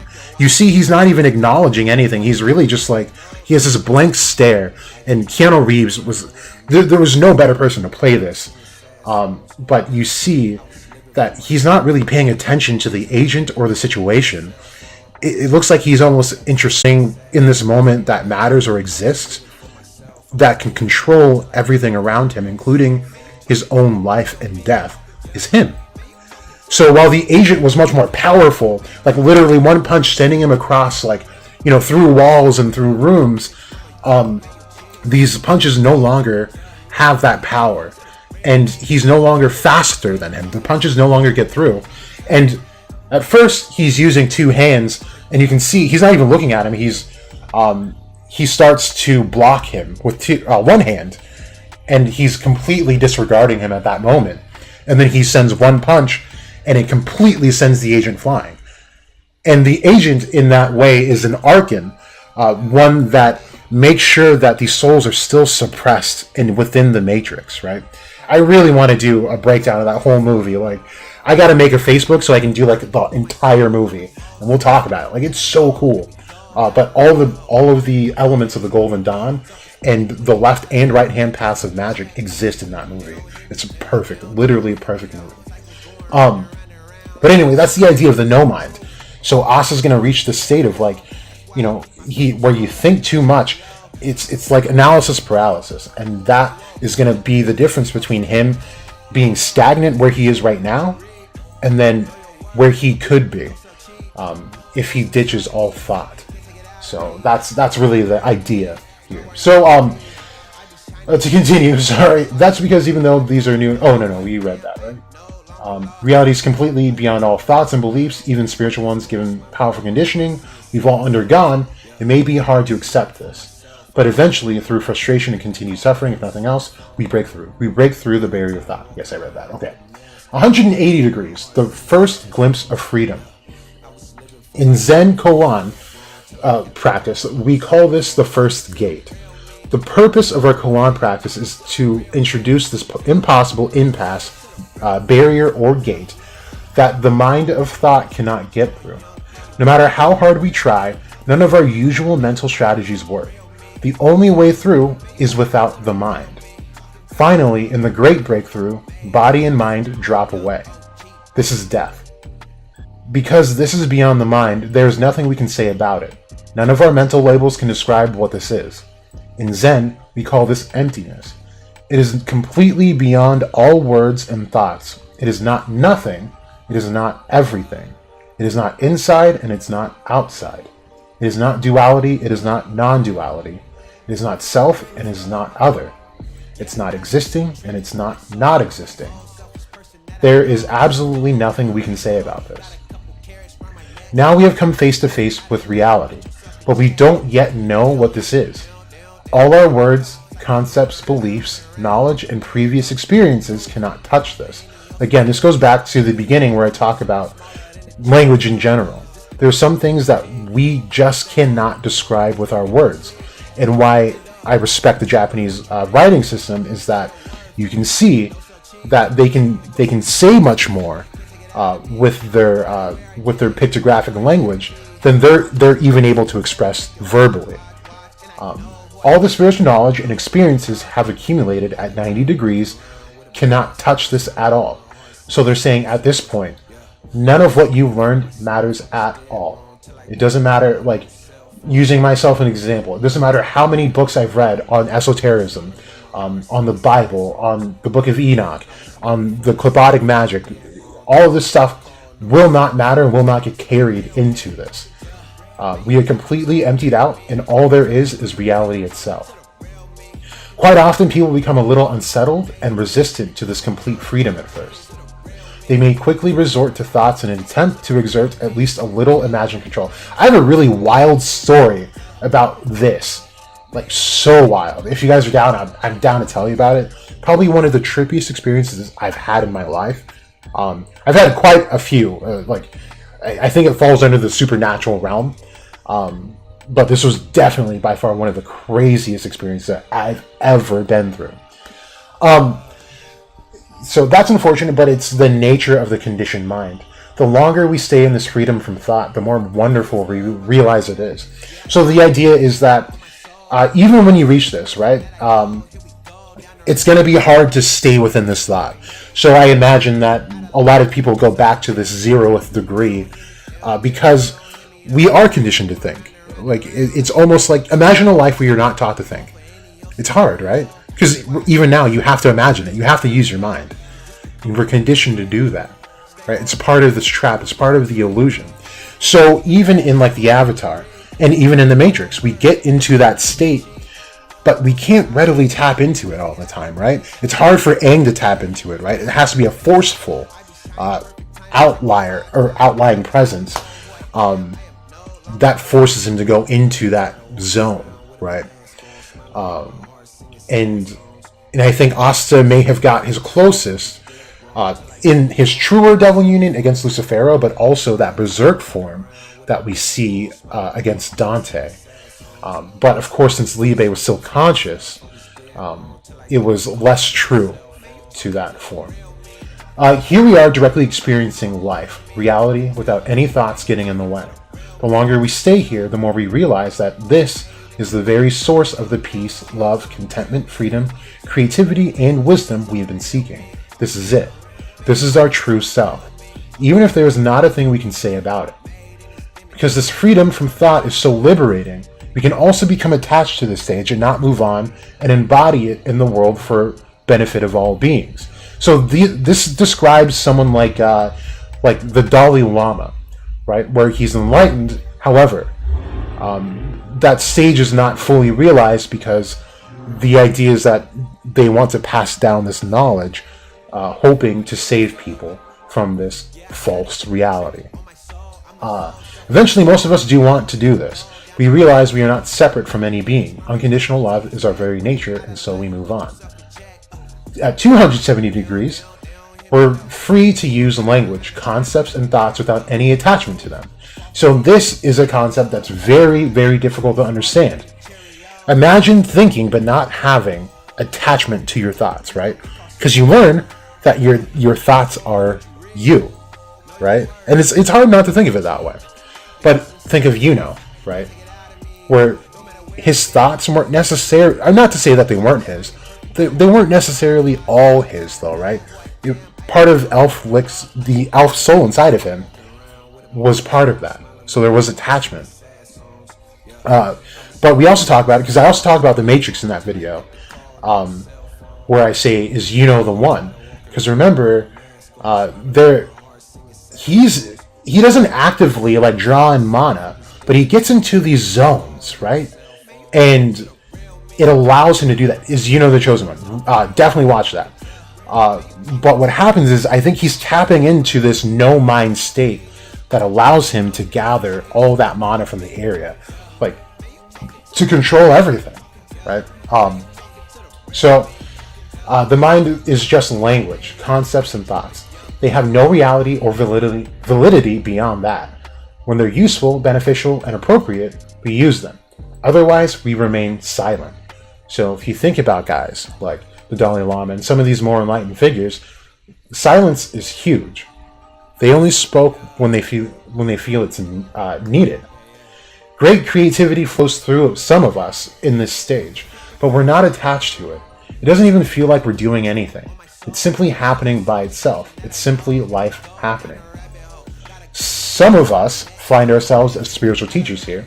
We feel called to help others discover this great freedom and liberation from suffering. Although people may become attached to our words, we never are. And we do our best to encourage them to see all our words as merely pointers to something beyond words and thoughts. I love that this is said, because this is how I've always thought about the things that I say, and I hate that I have to be so explicit in the things that I say for some people to catch on. And I know there's barriers like cultural barriers and language barriers, age barriers, that really, like, make it hard to really communicate. But I really love that this is said. It is never the words we are pointing out. It is always the freedom beyond the words and thoughts. Although we've learned to use words and concepts again to communicate, the underlying emptiness and freedom remains. In the Zen tradition, teachers often say things that sound like nonsense to the conditioned mind in an effort to help serious students break free of the prison of their conditioned thoughts. That's the purpose of Zen koans. When we're free of the conceptual dream world, what appeared as nonsense is completely understood as pointing directly at reality. About why it's so funny. Here, we're free to use words, thoughts, and actions in any way they are truly beneficial without having the slightest attachment to them. It's like being a bucket without a bottom. Whatever pours in immediately leaves without a trace. In this way, we live in freedom. In the Christian Bible, it's called living in the world, but not of it. Great that they pointed that out. Last degree. At 360 degrees on this circle, we have returned home. We live fully in the world, but without any attachment or resistance to any of it. We live in complete freedom. Now we can say that the mountains are mountains without any attachment or belief in these words. The difference between saying mountains are mountains at 0 degrees with an attachment and belief and saying mountains are mountains at 360 degrees without complete freedom is profound. From the outside, it may appear that these are the same, but they are not at all. No longer imprisoned by our thoughts, no longer imprisoned by a sense of separation, we are free to be fully in the world and act in the highest benefit of all beings, or for all beings. That doesn't mean our journey is ended. In one sense, it has just begun. But it's no longer a personal self with needs and goals taking this journey. The journey is happening by itself. In every moment, it is unfolding fresh, new, and alive. Whatever arises in each moment is the journey, and each moment is fully complete in and of itself. There is no longer a desire to get something or get somewhere. The fullness of life is revealed in every moment. What more could be asked for? This is returning home. So, I don't know, that was beautiful. That really kind of struck a chord with me. Like, I don't know. Like, I'm going through a lot of stuff. I told you guys. So that kind of does hit home. So, like, that's the whole idea behind all the things that I've been saying. So yeah, what did you guys think about all that? I know it was a lot, but hey, I feel like that was worth it. Let's see, catch up with these messages. Okay, not many. So, Double, do you think dwarves will be in the land of the rising sun? I don't know. Yeah, I don't know. I don't. Possible? Doubtful, though. Just because Elf Rill expressed that they knew about dwarves, meaning they had to have been in that same continent and dimension at least. So maybe not. Byron, Jack, what's the ideas for Asta, Noel, and Yuno's last power-ups? What would they be? For Yuno, of course, he's going to get the form of Notice, which I think will be more of a healing spell than anything. Above that, I do think that something will happen with the elf soul where it will darken and possibly allow him to have even a 5-leaf clover. And maybe just a different power altogether that is not just wind. Now, there is room for a fall for that soul, and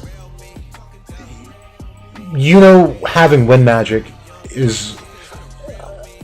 I've thought about it, and I've always leaned against it, just because it's not the most prevalent demon, in lore, but Pazuzu does exist, where he's a demon. However, this demon protects against demons. So it's more of like a guardian, a demonic guardian from demons, and has the power of wind. So I wonder if there's any room for that. As far as Noelle goes, I think she's going to reach more godly power. I think she's definitely mostly attached, like more so than other characters, to the Norse side of the mythos. Even though, like, has like all those forms, I think she is very much so attached to that side. Well, not has it. The elf soul has it. So I think she'll have that, and I think she's gonna have some lineage to like Poseidon or maybe even Zeus or something like that, directly. So I see that for Noelle. For Asta, exactly what I'm thinking here. This whole no mind state, a true unity between him and Libe, and this third light form to give them a triple body and a more perfect form. Now, with that read, back to what I was saying about like Asta having to say goodbye to Libe when they become one. I think it'd be really nice that Asta decides not to stay this being. Because remember, at 360, you come back home. And I think he can realize that he can let them exist separately. Maybe even letting go of Libe altogether. Letting Libe live his own life. And whoever this light counterpart is, live their own life. In their respective dimensions. But be able to come together when needed. And that's kind of the idea in the Matrix as well, is that when Neo has his final battle, before that crappy movie came out, I still haven't seen it, I just heard it's crappy, they save his body for later. Like, he looks dead, but he's not. He's in a state of death, which is different. And that has more to do with esotericism. Where you reach that state of death, he had become the Absissimus, and they hide him from the world, but he's able to be used again in the future. So I think something like that will happen with Asta. And that's the idea in Avatar as well. where in the beginning they talk about the Avatar, where he's able to use all this, he saved the world, and then he disappeared. And then the world fell back into constant warring and all that. So Aang was then born, becomes the Avatar, destined to save the world from strife again.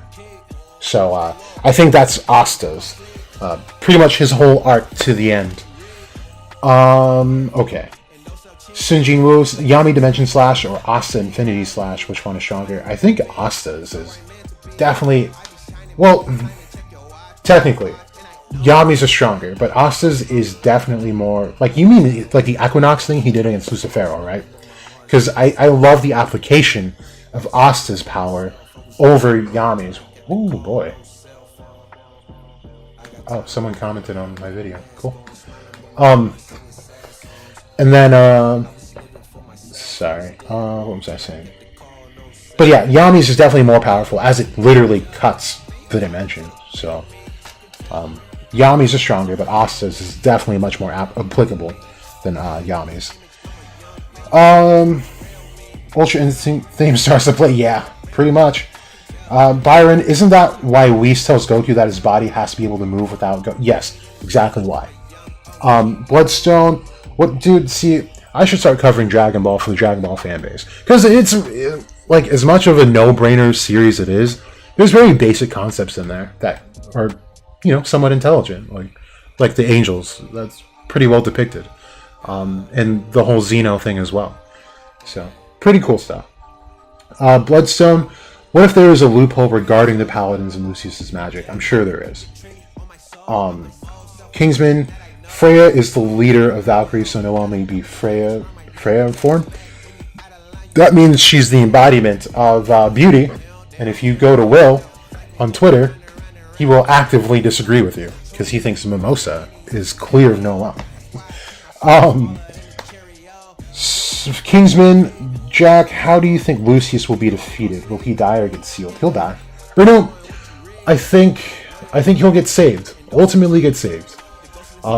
I think part of the hero's journey is realizing that the villain is a villain for a reason, right? So we talk about it a few times on this channel, how there's a difference between, you know, an antagonist and an actual evil person, and it has to do with the fact that it's called the banality of evil. To be banal means to be boring, to have no reason, to have no purpose. To be truly evil, you have to have no purpose at all. Which is why I will never, ever, ever say, just like I do with Madara, and most of the antagonists in Naruto as well, that they are evil because they have purpose. They're doing it for a reason, and the reason is ultimate as well, and that has to be considered. Are they antagonists? 100, 1000% antagonists, but they are not evil. But part of the hero's journey is realizing that. And I think it makes sense for Asta to save Lucius than for him to get rid of him completely. Because their ideas align, they want peace, but Lucius is going about it is all wrong, right? And Asta has already saved many people. He saved Klaus first. He saved him from himself. He saved Patri, another being, from himself. I think it says so much more to Asta's character that he saves Lucius rather than kill him. Well, Yuno might want to kill him, right? He kind of expressed that in this chapter. And that was always the difference between Asta and Yuno. Yuno had no qualms about killing anybody. But even Asta, even when Ladros knew it was justified that Asta would kill him, Asta told him no. He didn't want to kill Mars either. He didn't want to leave Mars at the fate of what looked like a sure death. And that was on the brink of death himself. So I don't think Lucius will die or be completely rid of, but he will be purified in a genuine way, which would be ironic because he thinks he's purifying people and devils now. And that's the story I'm looking for. Lucius better kill King Clover? Yeah, I don't know. I think we're all ready for that dude to be done. He's funny to me though. His mindset has to die, absolutely, for sure though. Sun Jinwoo, he will be betrayed. Ooh. Yeah, I thought that since he's remaking this these like angels and purifying souls and whatnot, he purifies Lily, and Lilith was the first wife of Adam who refused to prostrate herself to Adam, and she left and became demonified. I'd love to see Lily reach that state and kind of free herself from all of that, and I'd also love to see Lucius take a disliking to it, and not to kill her, but damn her. So we saw that he's able to bestow the power of the devil on someone, and we do need a new Lilith. So to sustain this balance, it would be cool to see him kind of lash out and say, well, if you're not going to work with me, you're going to work for me. And right now, who's working for Lucius? Devils.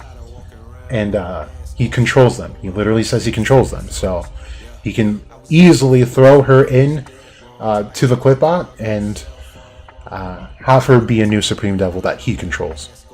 So that'll be a thing. I hope that'd be really cool. Bloodstone, you have a theory that Gray and Gordon might play a big part in this arc. I'm sure they will. Gordon is attached to the real Agrippa in real life, and he has what's called Satyr squares.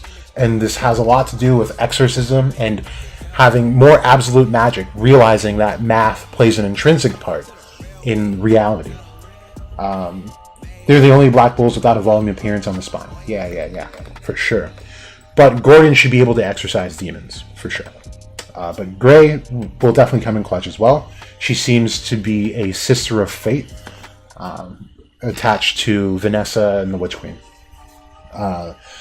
Byron, the fact that Lucius saw tens to thousands of futures, yet Julius could not, is crazy. Yeah, but that's the whole light and dark aspect. Julius was able to peer maybe seconds, maybe a minute at most, into the future by reading the flow of mana, and that was possibly the light side of Astaroth, Astarte, whereas Lucius might be using the actual devil, Astaroth, the dark side, and has more of an actual element of time and seeing into the future, and maybe even the past and the present, right? Since that is in his in Astaroth, the demon's lore. So that could explain why he understands where that soul of Lick's son went to and why it's in Yuno. Mark, you are here. Mark is here. Kingsman, I think the dwarves are living in the Diamond Kingdom, but they are hiding underground. What do you think? Possible. Absolutely possible. That's where dwarves are said to be. Definitely not against that. Bandit, Sunset Crafts Living. Let's see. Asta brings out the good in everyone. He does. It's that concealed light we were talking about in the last stream, for sure. I don't think Lucius will be saved because he may be too far gone. Or maybe the devils are playing him this whole time, and he's just a pawn. Definitely possible. Bloodstone, Gray could unlock her full potential to be capable of unpurifying, restoring the paladins, right? Resulting in a possible Julius awakening moment or separation. Yeah, definitely. That's plausible as well. Something I'd always thought too, since we got this, was that Lucius could really come in clutch, or not Lucius, but Julius could come in clutch still. And provide them the time, like even if it's just a window of a fraction of a second, for someone like Asta or Yuno, or maybe both of them, to land a decisive blow so that Julius and Lucius actually do die. And they wouldn't be able to revive because Julius seems to be the one to have the power to steal time, while Lucius may not have that power to steal time. So that could be a huge thing. Byron, I think Sister Lily will fight Noelle when they meet again and in the end, Lily may offer to end her own life out of guilt for what has happened to Asta. I don't think anyone would let Lily die. Everyone knows for a fact that none of this was her fault. And yeah, I'm sure there's going to be people that, would realize that. Especially having come from the Elf arc, no one's gonna be like, yo, you gotta die because, you had this other, you had a whole soul upheaval and mind upheaval. I think they're going to be a bit more sensitive to that matter. But as far as everything else you were saying, I think that'd be really cool, to have the girl that wants Asta and the girl that rejected Asta, to go at it. I don't think it'll ever be framed in a way as like a cat fight over Asta, but I think it'll be there just for literary purposes, for sure. Kingsman, dark magic may be able to undo Lucius's purification since it contains the energy. Okay, I'm glad you said that because I meant to talk about it earlier.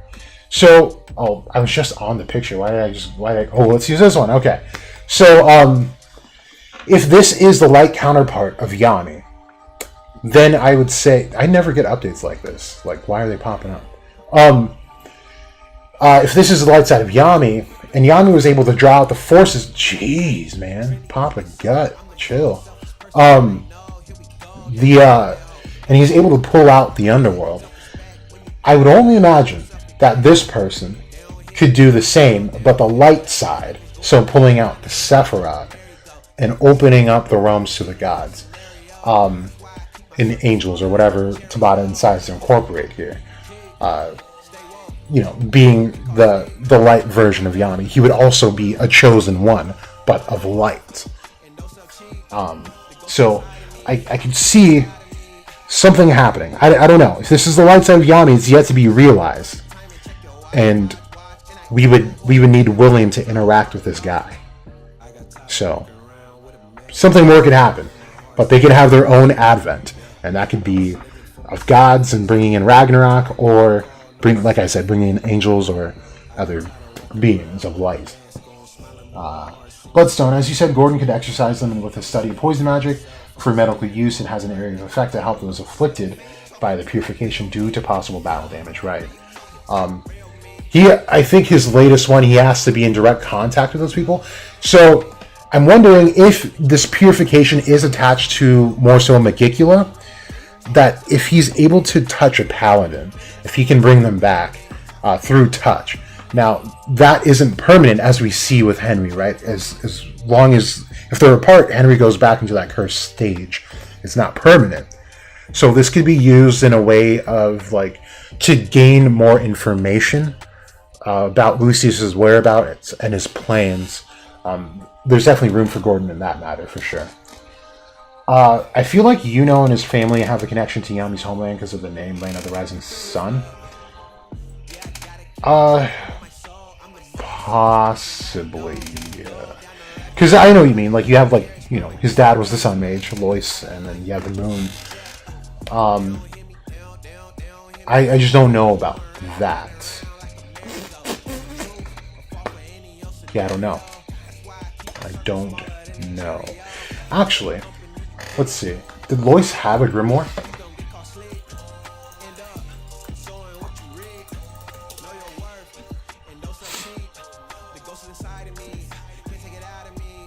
I don't know if they show enough of him to show that he has a grimoire, but we don't see one for either of them here. I believe in the full picture of CL, she does have one on her. Okay, here we go. So yeah, we don't even see so much as a belt. Grimoire easily could have dissipated, being that he's obviously dead. But the reason why I'm thinking, I'm more so trying to prove your thought right, Kingsman. So the fact that he doesn't seem to have a grimoire, even here in this picture, or a belt to hold the grimoire, would tell me that maybe it's not so much that it's magic based. That's an interesting look. now I want to look at CL's full picture. So I want to be for sure that she has a grimoire. Or at least a holster for a grimoire.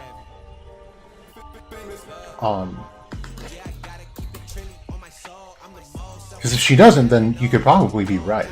And the whole reason why Yuno even has mana is because that pendant is the intersection of dimensions and allows him to follow the rules of the current dimension that they're in.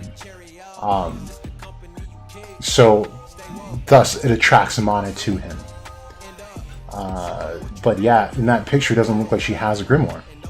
So yeah, you could be right. Could be right. But that pendant for sure would have a lot to do with the fact of why Yuno even has mana to begin with. So that's actually interesting.